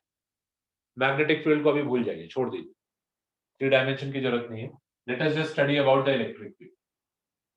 लाइट जब ट्रेवल करती है, मैग्नेटिक फील्ड तो जो भी होगा मैं निकाल लूंगा, जिस डायरेक्शन में इलेक्ट्रिक फील्ड होगा ना उसके परपेंडिकुलर करके मैग्नेटिक फील्ड निकल आएगा। तो किसी एक को पढ़ लो, इलेक्ट्रिक फील्ड को पढ़ लेते हो। हाँ, इलेक्ट्रिक फील्ड इस तरफ है तो मैग्नेटिक फील्ड की चिंता नहीं है, वो इस तरफ होगा। इलेक्ट्रिक फील्ड इस तरफ है तो मैग्नेटिक फील्ड इस तरफ हो जाएगा। इलेक्ट्रिक फील्ड इस तरफ है तो मैग्नेटिक फील्ड ऐसे हो जाएगा। तो वो मैग्नेटिक फील्ड जो भी होगा वो इससे 90 डिग्री पे होगा, तो मैग्नेटिक फील्ड को भूल जाओ, भी just study about electric field.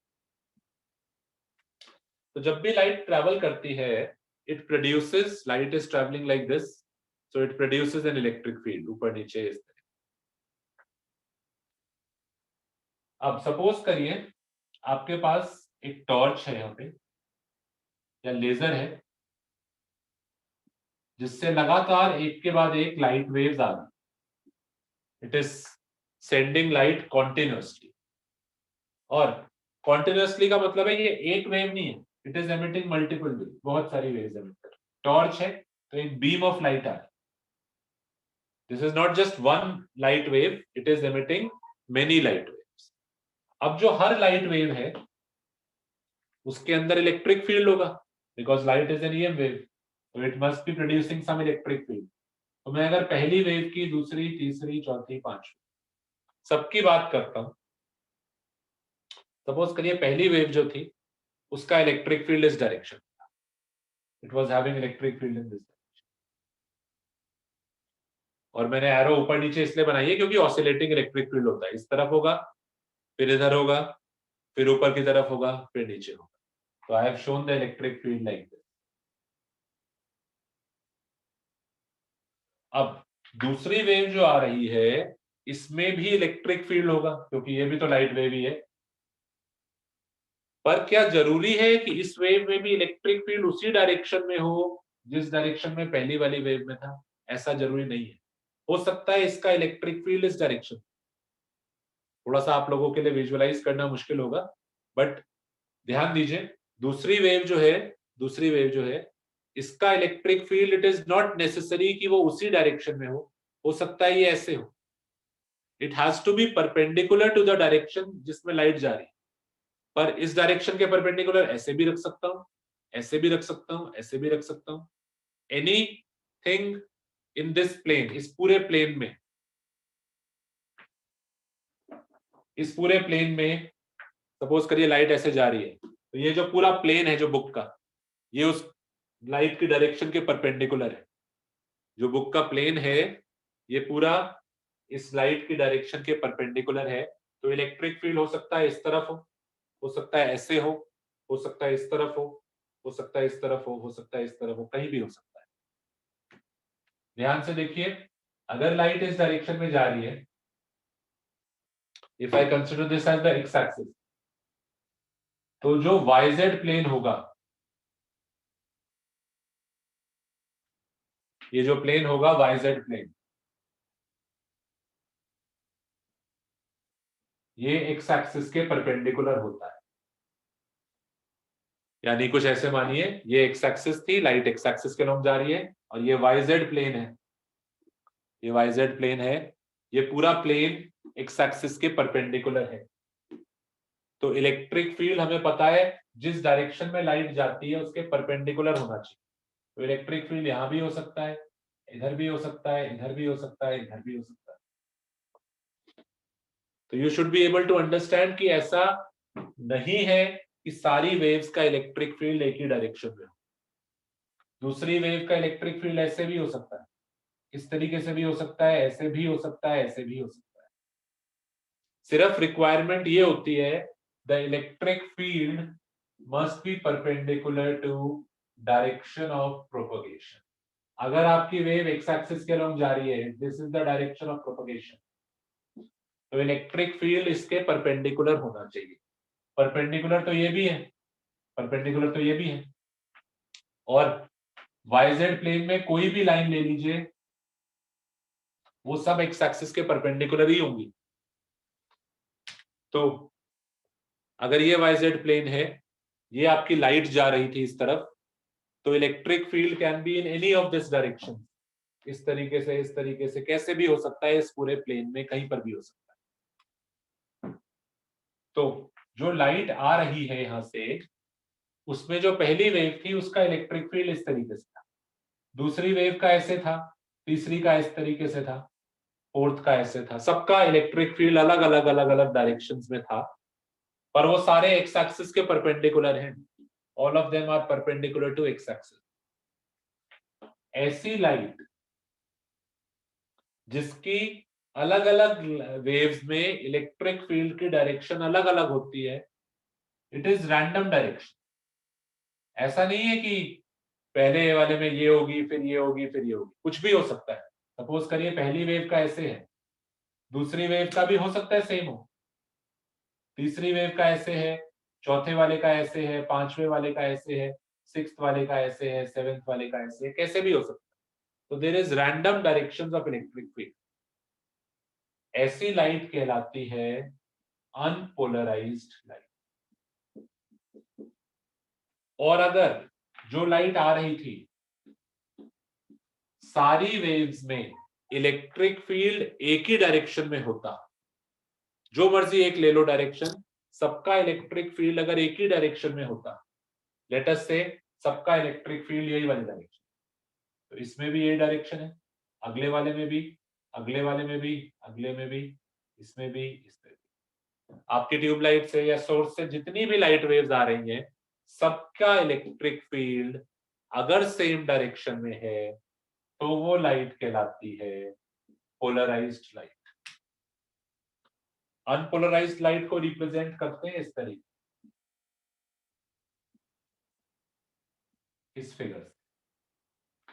ये फिगर शो कर रही है कि पहली वेव का इलेक्ट्रिक फील्ड इस डायरेक्शन में होगा, दूसरी का किसी और में होगा, तीसरी का किसी और में होगा, चौथे का किसी और में होगा, सबका अलग अलग होगा। हो सकता है सेम भी हो, किसी 2 का सेम हो, किसी 3 का सेम हो, 4 का सेम हो, पर ये नहीं कह सकते कि सबका सेम है। आई विल से कि दे आर रैंडम। अब जैसे मैं कहता हूं हमारी क्लास है, suppose in the class there are 50 students, अब बच्चों के नाम है, कहना इसे कि बच्चों के नाम सेम है, हम ये नहीं कह सकते बच्चों के नाम सेम है, पर हाँ हो सकता है 2 बच्चे सेम नाम वाले भी तो हो सकते हैं, हो सकता है बाय चांस 3 बच्चे हो सेम नाम वाले, हो सकता है कोई 2 बच्चों का नाम सेम हो, कोई 3 का नाम सेम हो, पर मैं ये नहीं कह सकता all the students have the same name. और नेम्स में कोई ये भी नहीं है कि सीक्वेंस होगा कि इसका ये है, इसका ये, रैंडमली हो सकते हैं। बच्चे बैठे हैं हमारी क्लास में, सबका नाम रैंडमली है, तो ऐसे ही रैंडमली इलेक्ट्रिक फील्ड होगा। रैंडमली का मतलब ये नहीं है कि किन्हीं 2 का सेम हो नहीं सकता, हो सकता है इन दोनों का सेम हो सकता है इन तीनों में सेम हो सकता है इसका इसका सेम हो डायरेक्शन, और ओवरऑल रैंडम डिस्ट्रीब्यूशन है, तो ऐसी लाइट कहलाती है अनपोलराइज्ड। किसी का इलेक्ट्रिक फील्ड ऐसा, किसी का ऐसा, किसी का ऐसा, सबका रैंडम होगा। और पोलराइज्ड लाइट को आप रिप्रेजेंट सिर्फ ऐसे कर, सिर्फ एक है, इसका ये मतलब नहीं है एक ही वेव है, इसका मतलब है जितनी भी वेव्स आ रही हैं सबका इलेक्ट्रिक फील्ड इसी डायरेक्शन में होगा।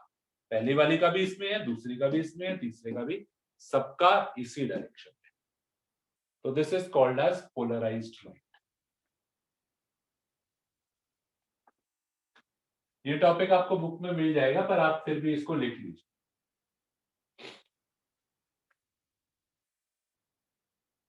लाइट को पोलराइज कैसे कर सकते हैं वो हम देखेंगे। जो भी हमारे घर में सोर्सेज होते हैं, ट्यूबलाइट, बल्ब, अब जैसे ट्यूबलाइट है या बल्ब है, बल्ब से बहुत सारी लाइट वेव्स एमिट हो रही है। हर एक लाइट जब ट्रैवल कर रही है तो इलेक्ट्रिक फील्ड प्रोड्यूस कर रही हो, पर ऐसा जरूरी नहीं है कि इन सारी वेव्स में जो इलेक्ट्रिक फील्ड हो वो सेम हो। इसका इस तरीके से है, इसका ऐसे होगा, इसका इस तरीके से हो सकता है, इसका इस तरीके से। तो दिस इज अनपोलराइज्ड लाइट।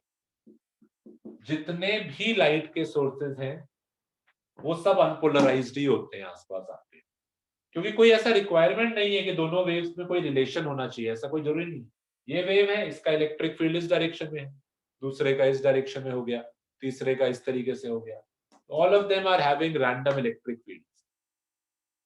तो अनपोलराइज्ड लाइट है। अनपोलराइज्ड लाइट को हम पोलराइज कर सकते हैं। There are 3 methods of polarisation.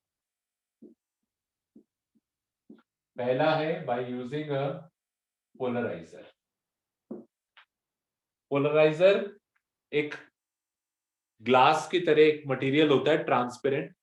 आप पोलराइजर लगा दो यहां पर, पोलराइजर के अंदर से जब लाइट पास करती है तब वो पोलराइज हो जाती है। क्या है उसके बारे में बताएंगे अभी। पोलराइजर। दूसरा तरीका है स्कैटरिंग। जब लाइट स्कैटर करती है डस्ट पार्टिकल से, आपने 10th में पढ़ा होगा scattering. Blue colour of the sky आपने पढ़ा होगा, जब सनलाइट आती है एटमॉस्फेयर में वो डस्ट पार्टिकल से स्कैटर करती है, तो स्कैटरिंग होने पे भी पोलराइजेशन हो जाता है। और तीसरा है एक reflection eight Brewster angle. Reflection eight Brewster angle. तो 3 तरीके हैं जिससे लाइट पोलराइज करी जा सकती है। यानी अगर अनपोलराइज लाइट आ रही होगी, पोलराइजर लगा दोगे तब पोलराइज, स्कैटरिंग से हो जाएगी या ब्रूस्टर एंगल पे रिफ्लेक्ट कराने से हो जाएगी। तो ये अब हम डिस्कस करेंगे तीनों तरीके। कोई इसमें कंसर्न अभी तक जो मैंने बताया? कोई डाउट है तो बता दीजिए. We'll discuss, we'll have a 5 minutes break and then we'll discuss. ये वाले दो तरीके इंपॉर्टेंट है, पोलराइजर वाले. ये वाला सबसे इंपॉर्टेंट है, इसी पे मोस्टली न्यूमेरिकल्स आते हैं. ठीक है ना, ये भी थोड़ा सा डिस्कस करेंगे. अभी तक कोई कंसर्न है कि व्हाट इज पोलराइजेशन या पोलराइज्ड लाइट, अनपोलराइज्ड लाइट क्या है, तो बताइए प्लीज.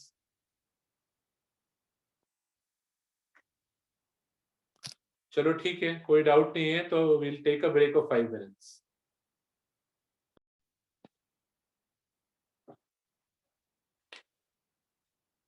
कोई डाउट, कुछ पूछना चाह रहे हैं या फिर हम बताएं आगे?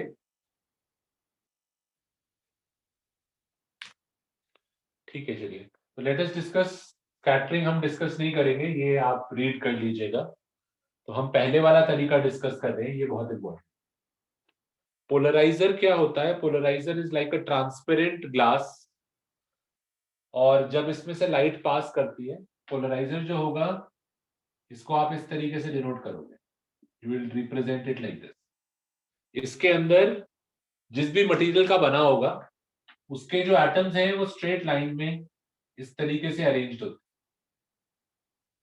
अब देखने में आपको कोई लाइंस दिखाई नहीं देंगी, they are at the atomic level lines.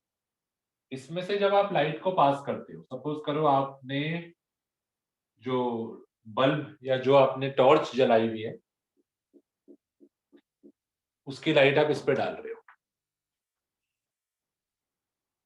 अब ये जो लाइट थी, डिफरेंट डिफरेंट वेव्स हैं, इनमें सब में इलेक्ट्रिक फील्ड की डायरेक्शन अलग अलग. इसमें इस तरीके से थी.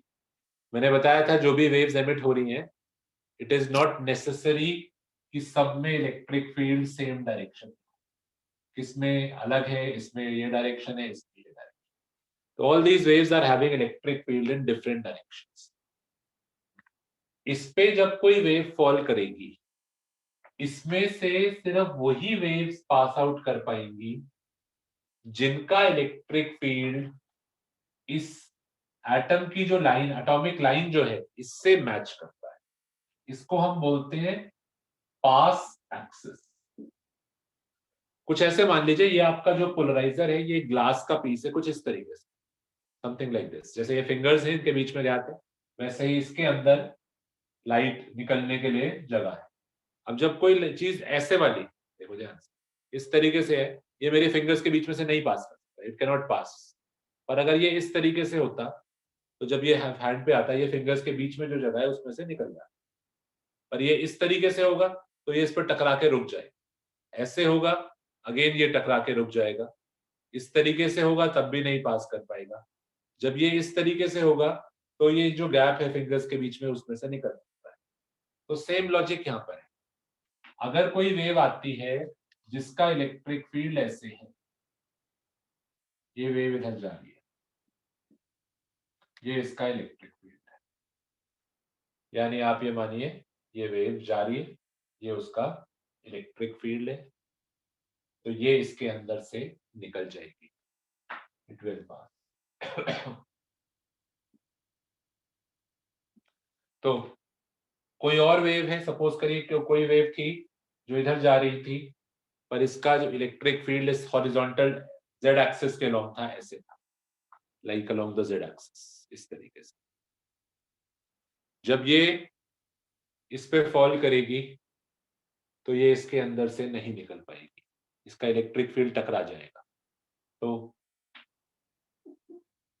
ये वाली वेव जो थी हमारी, जिसका इलेक्ट्रिक फील्ड इस तरीके से था, ये नहीं निकल पाएगी. ये वाली होगी, ये भी नहीं निकल पाएगी क्योंकि ये इसमें से पास नहीं कर सकती. ये वाली होगी, ये भी इसमें से पास नहीं कर सकती, ये भी नहीं जा सकती. सिर्फ वो वेव्स, मैं ये नहीं कह रहा हूं सिर्फ एक वेव, इनमें से जो भी वेव्स हैं, लगातार एक के बाद एक वेव्स आए जा रही है, तो कॉन्स्टेंटली बल्ब से या ट्यूब उससे आपकी टॉर्च से लाइट आए जा रही है, तो इसमें से वो वाली वेव्स जिनका इलेक्ट्रिक फील्ड इसकी पास एक्सिस से मैच करता है, वो इसमें से निकल जाएगी. तो यहां पर जो भी वेव निकलेगी, एटलीस्ट एक चीज की मेरे को गारंटी, उसका इलेक्ट्रिक फील्ड इसी डायरेक्शन में होगा. दूसरी वेव आई है, हाँ उसका इलेक्ट्रिक फील्ड भी इसी डायरेक्शन में होगा। तीसरी वेव आई है, उसका इलेक्ट्रिक फील्ड भी इसी डायरेक्शन में होगा। फोर्थ वेव है, उसका इलेक्ट्रिक फील्ड भी इसी डायरेक्शन में होगा, क्योंकि इस डायरेक्शन में होगा तभी तो यहां से निकल के आई होगी। अगर इस डायरेक्शन में नहीं होता तो वो तो इसमें से निकलती नहीं। तो यहाँ पर जो भी वेव्स हैं, all these waves will be having their electric field in only one particular direction. ऐसी लाइट कहलाएगी पोलराइज्ड लाइट। और यहाँ पर जो लाइट थी जिनका इलेक्ट्रिक फील्ड सबका अलग अलग डायरेक्शंस में था, ये लाइट कहलाती थी अनपोलराइज्ड लाइट।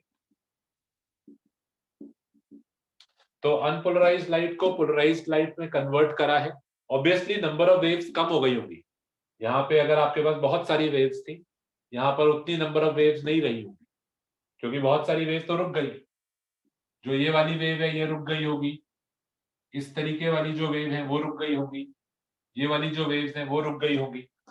तो सिर्फ वही वेव्स पास कर पाई होंगी जिनका इलेक्ट्रिक फील्ड इस पास एक्सिस से मैच करता है। या जैसे कि सपोज कहिए मैंने कहा ये क्लास है, इसमें मेरे पास 50 स्टूडेंट्स,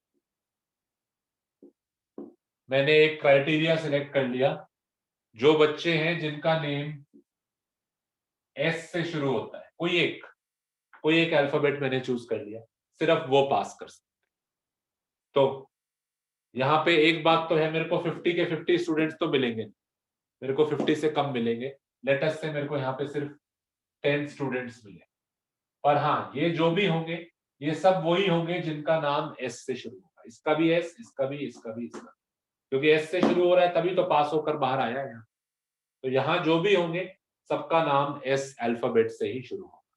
यहाँ पे जो थे सबका अलग अलग था, किसी का एस, किसी का कुछ और था, पर इसमें से सिर्फ एक ही मैंने जो चूज करा है वही पास करा। तो यहाँ पे सिर्फ वही बच्चे आगे जा पा रहे हैं जिनका नेम एस से है। तो ऐसी लाइट जिनका इलेक्ट्रिक फील्ड एक ही डायरेक्शन में होता है वो कहलाती है पोलराइज्ड लाइट। तो कैसे हम रिप्रेजेंट करेंगे, देखिए फिगर में हम बनाएंगे ये।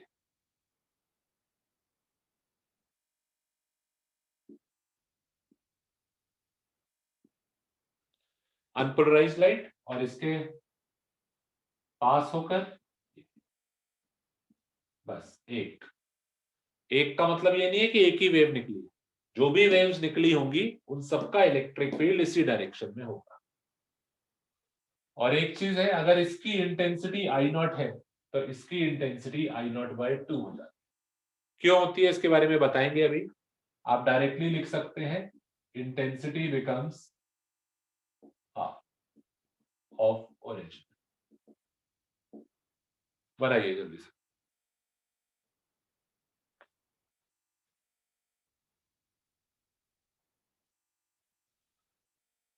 तो अब आपने लाइट को पोलराइज कर लिया, यानी अब जो भी इलेक्ट्रिक वेव्स हैं उनका इलेक्ट्रिक फील्ड इसी डायरेक्शन में है। अब आगे एक बहुत इंपॉर्टेंट लॉ आती है called as Malus law. Malus law पे बहुत बार क्वेश्चन आए, इस साल भी 2020 के पेपर में भी मैलस लॉ पे क्वेश्चन आए हुए हैं। मैलस लॉ, या एक चीज और देखिए, अगर मैं इसकी इंटेंसिटी को 2 आई नॉट बोलूं तो इसकी इंटेंसिटी को मैं आई नॉट बोलूं, इंटेंसिटी आधी हो जाएगी। जब लाइट पोलराइज होगी तो उसकी ब्राइटनेस आधी रह जाएगी, उतनी ब्राइट नहीं लगेगी जितनी वो पहले थी। ऑब्वियस सी बात है, कम क्यों हो गई, क्योंकि यहाँ पे जितनी लाइट वेव्स थी यहाँ पे उतनी लाइट वेव्स नहीं है, उससे कम है, तो लाइट की ब्राइटनेस कम हो गई because the number of waves are less. ठीक है, तो 2 आई नॉट ले लो और यहाँ पे आई। अब आता है मैलस लॉ। मैलस लॉ जो होती है वो पोलराइज्ड लाइट के लिए होती है। Malus law is for the polarised light. ये कहती है कि अगर पोलराइज्ड लाइट के ऊपर आप फिर से एक पोलराइजर लगा दो, मैं यहाँ एक फिर से पोलराइजर लगा देता हूं, पर ये पोलराइजर मैंने टेढ़ा रखा, it is at some angle, इसकी जो डायरेक्शन थी उससे थीटा एंगल पे रखा। तो अब क्या होगा बताओ, क्या ये लाइट इस दूसरे पोलराइजर, इसको मैं P1 बोल देता हूं, इसको P2 बोल देता हूं। क्या ये लाइट, कोई जना बताए, क्या ये लाइट P2 के अंदर से पास कर पाएगी? Will this be able to pass from P2 और नॉट? No sir. No sir. Sir. ये पास नहीं कर पाएगी क्योंकि इसकी डायरेक्शन P2 से मैच नहीं करती। तो आइडियली हम एक्सपेक्ट कर रहे थे कि ये वाली लाइट इसके अंदर से नहीं पास कर पाएगी, पर देखिए क्या हुआ। अब ये हम बात कर रहे हैं इलेक्ट्रिक फील्ड, और आप जानते हैं electric field is a vector quantity. It can be resolved into two components, E cos theta and E sin theta. तो सेम लॉजिक है। ये हमने एरो क्या शो करा था? इलेक्ट्रिक फील्ड था। लाइट जब ट्रेवल कर रही थी उसका इलेक्ट्रिक फील्ड था ये। लेट अस से इलेक्ट्रिक फील्ड की जो वैल्यू थी वो A थी। I am using the symbol A amplitude के लिए। इलेक्ट्रिक फील्ड का जो एम्पलीट्यूड था A। अब इस एम्पलीट्यूड को, क्योंकि इलेक्ट्रिक फील्ड वेक्टर होता है, आप दो पार्ट्स में रिजॉल्व कर सकते हैं। थीटा के साथ वाला, यानी जो थीटा की तरफ वाला है, यानी ये वाला, ये हो जाएगा A cos थीटा, और ये वाला जो होगा परपेंडिकुलर वाला, ये हो जाएगा A sin थीटा। तो मैंने क्या करा, मैंने जो इलेक्ट्रिक फील्ड था लाइट के अंदर का, उसको दो कंपोनेंट्स में ब्रेक करा। बनाइए, फिगर बनाइए, या ऐसा कर लीजिए, फिगर बनाने, हाँ बना लो, बाद में बुक में बता देंगे, बुक में मिलेगी आपको ये फिगर, पर अभी के लिए बना लो। अब बताओ मेरे को कि अब फॉरगेट अबाउट की लाइट में इलेक्ट्रिक फील्ड था A, अब दो कंपोनेंट्स ले लो उसके। ये वाला हो गया A cos थीटा, और ये वाला हो गया A sin थीटा। यानी अगर उसके एम्पलीट्यूड को आप A बोल रहे हैं, तो you have resolved the amplitude into two components, A cos theta, A sin theta. कौन सा कंपोनेंट है जो पास कर सकता है? A cos theta. A cos A theta. cos theta की डायरेक्शन इसके अंदर से निकल जाएगी। A cos थीटा जो है वो इसके अंदर से निकल जाएगा लाइक दिस, क्योंकि वो इससे मैच करता है, तो वो इसके अंदर से निकल जाएगा। तो यहां पर मेरे को लाइट मिलेगी, मेरे को लाइट मिलेगी, पर फर्क क्या होगा, उसका जो इलेक्ट्रिक फील्ड है उसमें सिर्फ A cos थीटा एम्पलीट्यूड होगा। अगर यहां जो लाइट थी, आपको पता है light is an electromagnetic wave, उसके अंदर इलेक्ट्रिक फील्ड होता है। अगर इसका एम्पलीट्यूड जो है यहाँ पर A था, तो यहाँ पर जो लाइट होगी उसके अंदर जो इलेक्ट्रिक फील्ड होगा उसका एम्पलीट्यूड सिर्फ A cos थीटा होगा, क्योंकि A sin थीटा कंपोनेंट तो रुक जाएगा, A cos थीटा इसके अंदर से निकल के आगे जाएगा।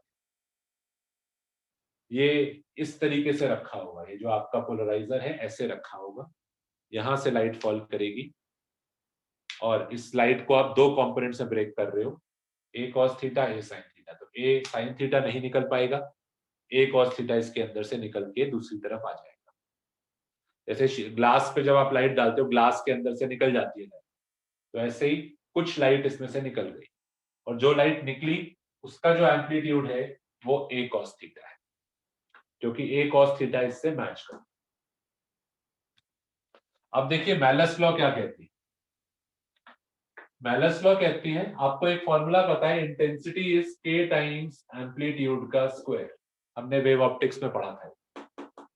तो अगर मैं इसकी इंटेंसिटी को बोलता हूं I in, क्योंकि ये लाइट जो है ये अंदर जा रही है, और ये लाइट की इंटेंसिटी को मैं बोलूंगा I out। तो जरा लिखिए, इसकी इंटेंसिटी कितनी होगी और इसकी इंटेंसिटी कितनी होगी, या I out बोल दो या IT बोल दो, इसको कई बार IT बोल दो। T को याद रख लो, आउट वाला T है ये, या ट्रांसमिटेड वाला T। तो I in होगा K टाइम्स, इसका एम्पलीट्यूड A था, K टाइम्स A का स्क्वायर, और ट्रांसमिटेड लाइट की जो इंटेंसिटी है ये होगी K times A cos theta का स्क्वायर, क्योंकि उसका एम्पलीट्यूड सिर्फ A cos थीटा बचा। तो IT को आप लिख सकते हो KA² cos स्क्वायर थीटा, और KA² को आप बोल दीजिए IN। तो IT का फॉर्मूला हो गया IN into cos square theta.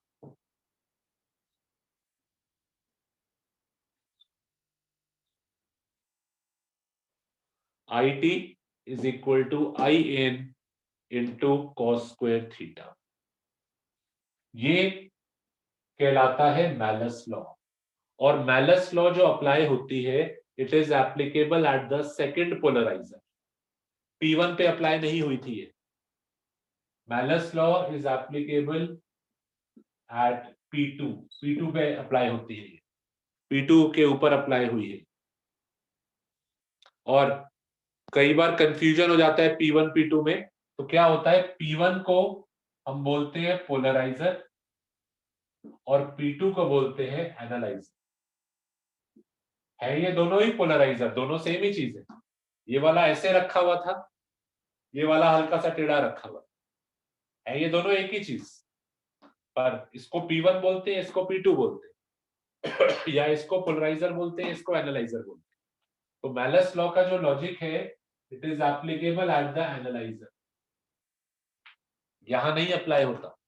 यहां तो सीधा सीधा आप ये कहोगे कि यहाँ 2I0 था तो यहाँ I0 हो गया। फिर हाँ, यहां आप कह सकते हो यहाँ IN था तो यहाँ IT हो गया, और IT होगा IN into cos square theta.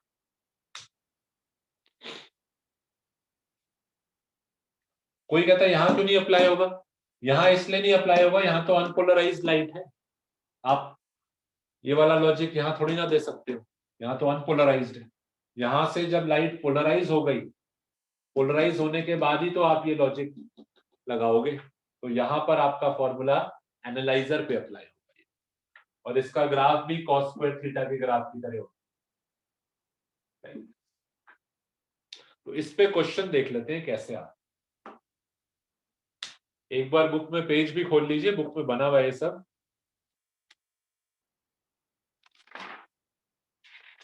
This is given on page number 284।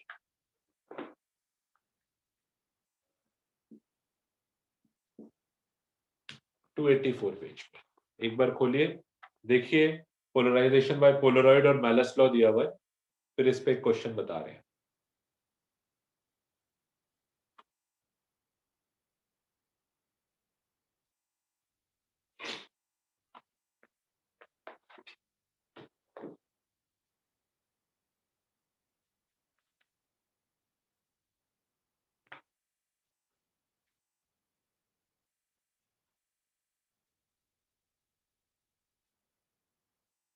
चलिए क्वेश्चन देखते हैं।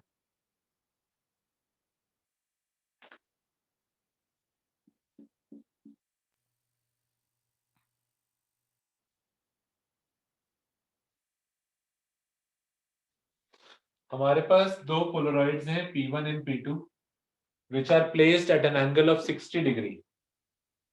क्वेश्चन है what percentage of incident light will come out of P2। यहां से जो लाइट जा रही है this is the incident light, इसका कितना परसेंटेज P2 में से बाहर आएगा। What percentage of this incident light will come out of P2।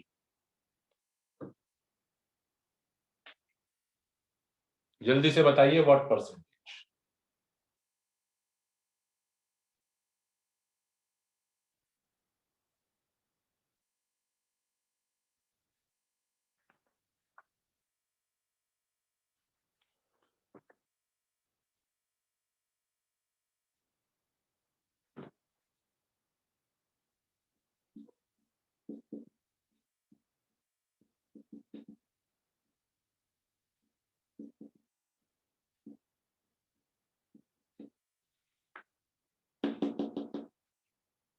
ABCD में से बताना है आपको।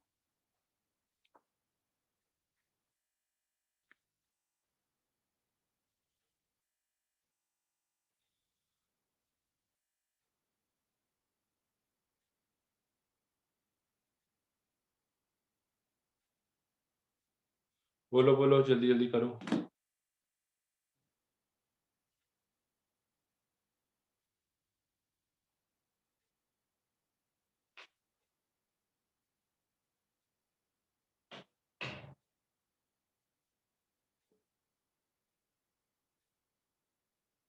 अगर इसको मैं 100 मान लेता हूं तो यहाँ कितना होगा और फिर यहाँ कितना होगा, यहाँ जो होगा, या इसको आप सपोज करो इसको 2I0 बोल दो, तो इसमें से जब जाएगा, अभी तो अनपोलराइज्ड लाइट है, इंसिडेंट लाइट जो है वो अनपोलराइज्ड है, तो यहाँ पे तो हाफ हो जाती है, पोलराइजर से पास करने पे उसकी इंटेंसिटी हाफ हो जाती है।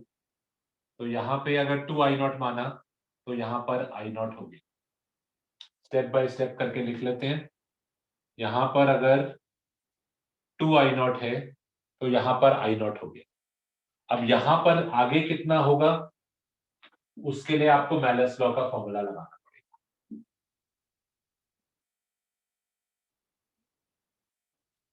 कुछ बच्चों ने गलत आंसर दिया है, प्लीज ध्यान से करिए।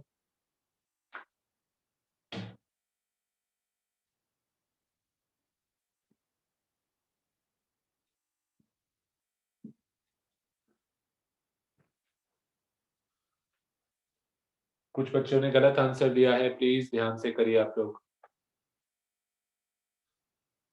यहाँ पे लाइट की इंटेंसिटी 2I0 है, तो जब वो P1 में से पास करेगी, P1 is not the analyser, P1 is the polariser, ये पोलराइजर है। पोलराइजर में से पास करने पे मैंने बताया था इंटेंसिटी हाफ हो जाती है, और फिर यहाँ पर मैलस लॉ अप्लाई होता है। P1 पे हाफ कर देना है क्योंकि अनपोलराइज्ड लाइट है, तो हाफ कर दीजिए, और फिर यहाँ पर मैलस लॉ का फॉर्मूला लगाइए। तो यहाँ पे 2I0 था, तो यहाँ पर मैंने डायरेक्टली हाफ कर दिया। अब ये जो I0 है जब इसमें जाएगा तो इसका पूरा पूरा इसमें से पास नहीं होगा, इसका सिर्फ एक ही कंपोनेंट पास होगा, जो अभी मैंने आपको समझाया। तो यहां जो इंटेंसिटी होगी उसको मैं बोलूंगा IT। IT is equal to IN into cos square theta. तो IT is equal to IN कितना है, IN यानी इसके अंदर कितना जा रहा है, I0 जा रहा है। P2 के अंदर जो जा रहा है वो I0 है, ये I0 है। इसमें IN देखो ये वाला होता है, IN वो होता है जो P2 के अंदर जा रहा है। P2 के अंदर कौन जा रहा है, I0 जा रहा है, इंटू कॉस स्क्वायर, कितना एंगल है इन दोनों के बीच में, यानी इन दोनों के बीच में वो दे रखा है 60 डिग्री, कॉस स्क्वायर 60 डिग्री, ठीक है ना, कॉस स्क्वायर 60 डिग्री। तो कॉस स्क्वायर 60 यानी कितना होता है, यहां से कितना आता है, IT कितना आया है, सर I0/4। I0/4। अब वो आपसे पूछ रहा था कि जो यहाँ पे लाइट की इंटेंसिटी है वो इंसिडेंट इंटेंसिटी का कितना परसेंटेज है। तो यहाँ पे जो इंटेंसिटी है वो है I0/4 divided by incident intensity of light is 2I0, और ये परसेंटेज फॉर्म है। तो I0/4 divided by 2I0 into 100, तो ये आता है आई थिंक 12.5% आ रहा है क्या। Yes sir. Yes sir. हाँ, यस सर। यहाँ पर जो लाइट थी उसका 12.5% यहाँ पर बचा होगा। तो आंसर वुड बी डी। कुछ बच्चों ने मेरे को 50% बोला, कुछ ने 37% भी बोला, कुछ ने 63% भी बोला है। आई डोंट नो कैसे कैसे आपके आंसर आए हैं 63, 37, 50। कोई बात नहीं, डोंट वरी, पहला ही क्वेश्चन था, और फेस टू फेस समझ रहे होते तो बहुत आसान हो जाता, क्योंकि इसमें विजुअलाइज करना पड़ता है आपको लाइट की डायरेक्शन, तो ऐसे थोड़ा सा मुश्किल रहा होगा आप लोगों के लिए, बट डोंट वरी। पेज 284 पे से आप ये इसको अच्छी तरीके से रीड करिएगा, और बुक में ना, बुक के पीछे इसमें प्रैक्टिस असाइनमेंट में कई सारे क्वेश्चन हैं। मैं आपको अभी के लिए एक होमवर्क के लिए बता रहा हूँ एक क्वेश्चन, उसको जरूर ट्राई करिएगा।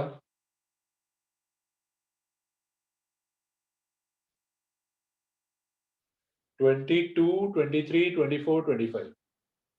22, 23, 24, 25.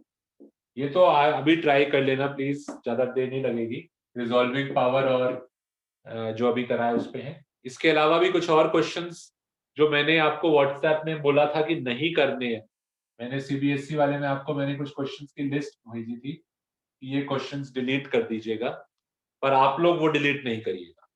आपको कोई भी क्वेश्चन इस चैप्टर का छोड़ना नहीं है। You have to do all questions किसी भी चैप्टर में। न्यूक्लियाई में मैंने कुछ क्वेश्चंस कटवाए थे, चैप्टर 5, चैप्टर 13 और चैप्टर 10। ये 3 चैप्टर्स हैं जिसमें मैंने सीबीएसई में कुछ टॉपिक्स कट करवाए थे, पर आपको वो कट नहीं करने। आपको हर एक चैप्टर के हर एक सॉल्व्ड एग्जांपल, हर एक प्रैक्टिस असाइनमेंट, हर एक ऑब्जेक्टिव टेस्ट करना है। चैप्टर 5 में कुछ डिलीशंस हुए थे, पर आपको वो भी करने हैं। 13 में डिलीशन हुए थे, वो भी करने हैं। और 10th में ये टॉपिक डिलीट हुआ था, पर आपको वो भी करना है।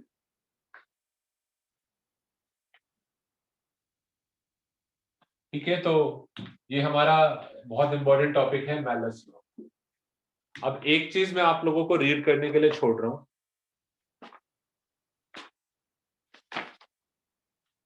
पेज खोल लीजिए आप लोग, एक बार बुक अरेंज करो, पेज 285 खोल लो। 284 मैंने आपको करा दिया है पूरा। 284 इंपॉर्टेंट था, वो करा दिया है। 285 देखिए, इस पे एक स्कैटरिंग का टॉपिक दिया है। ये थ्योरी टॉपिक है, इस पे क्वेश्चन आया नहीं है कभी भी, थ्योरी का है, पर एक बार रीड कर लेना, जस्ट रीड थ्रू इट। उसके बाद इस पे जो लास्ट टॉपिक जो है ब्रूस्टर लॉ।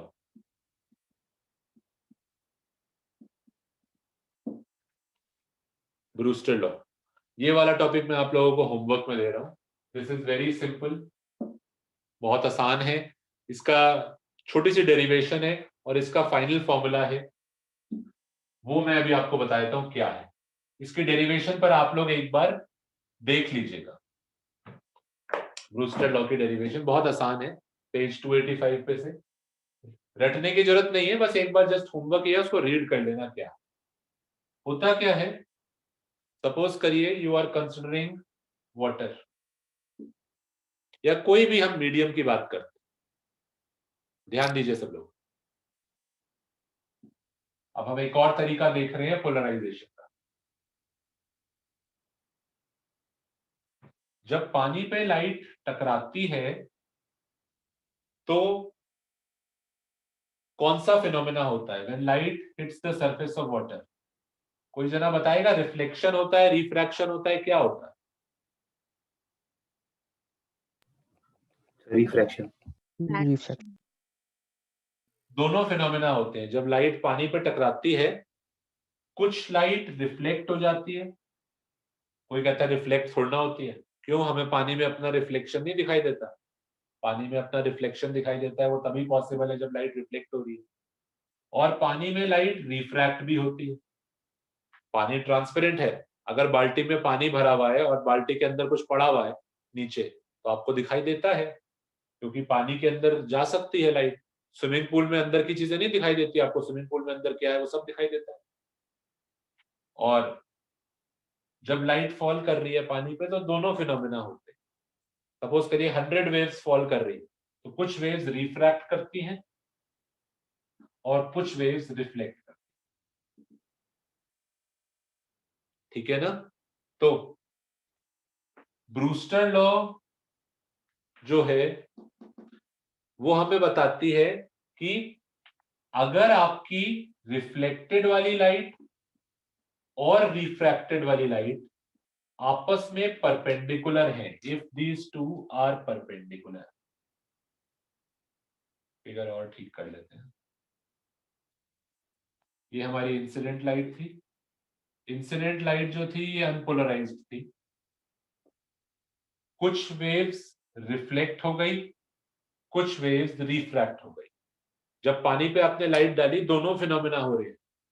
रियल लाइफ में जब पानी पे लाइट फॉल करती है, हमें पानी के अंदर का भी दिखता है और पानी में हमें अपना रिफ्लेक्शन भी दिखाई देता है, क्योंकि कुछ लाइट वेव्स रिफ्लेक्ट करती है, कुछ रिफ्रैक्ट भी करती है। ब्रूस्टर ने कहा कि जब ये दोनों परपेंडिकुलर होंगी, अगर इट इज नॉट नेसेसरी कि ये दोनों परपेंडिकुलर हों, अगर ये दोनों परपेंडिकुलर होंगी तो रिफ्लेक्टेड वाली लाइट पोलराइज्ड हो जाएगी। हमेशा नहीं होगा, हमेशा नहीं होगा कि रिफ्लेक्टेड वाली लाइट पोलराइज्ड। रिफ्लेक्टेड वाली लाइट पोलराइज्ड होगी only if these two are perpendicular। और यहां से आप सॉल्व कर सकते हो, ये दोनों परपेंडिकुलर सिर्फ तभी होंगे अगर एंगल ऑफ इंसिडेंस आईपी के बराबर है, और फॉर्मूला होता है आईपी का tan inverse of mu. This is called as the Brewster angle, या it is called as polarising angle. अगर angle of incidence polarising angle के बराबर है तो ही ये दोनों परपेंडिकुलर होंगे, और उसी केस में रिफ्लेक्टेड वाली लाइट पोलराइज्ड होगी। फॉर एग्जाम्पल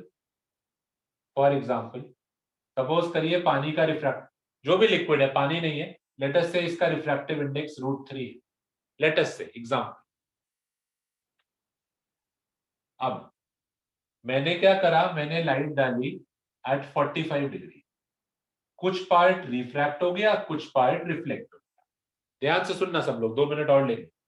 मैंने लाइट डाली 45 डिग्री पे, कुछ लाइट वेव्स रिफ्लेक्ट हो गई, कुछ रिफ्रैक्ट हो गई। क्या ये वाली लाइट पोलराइज्ड होगी, यस और नो?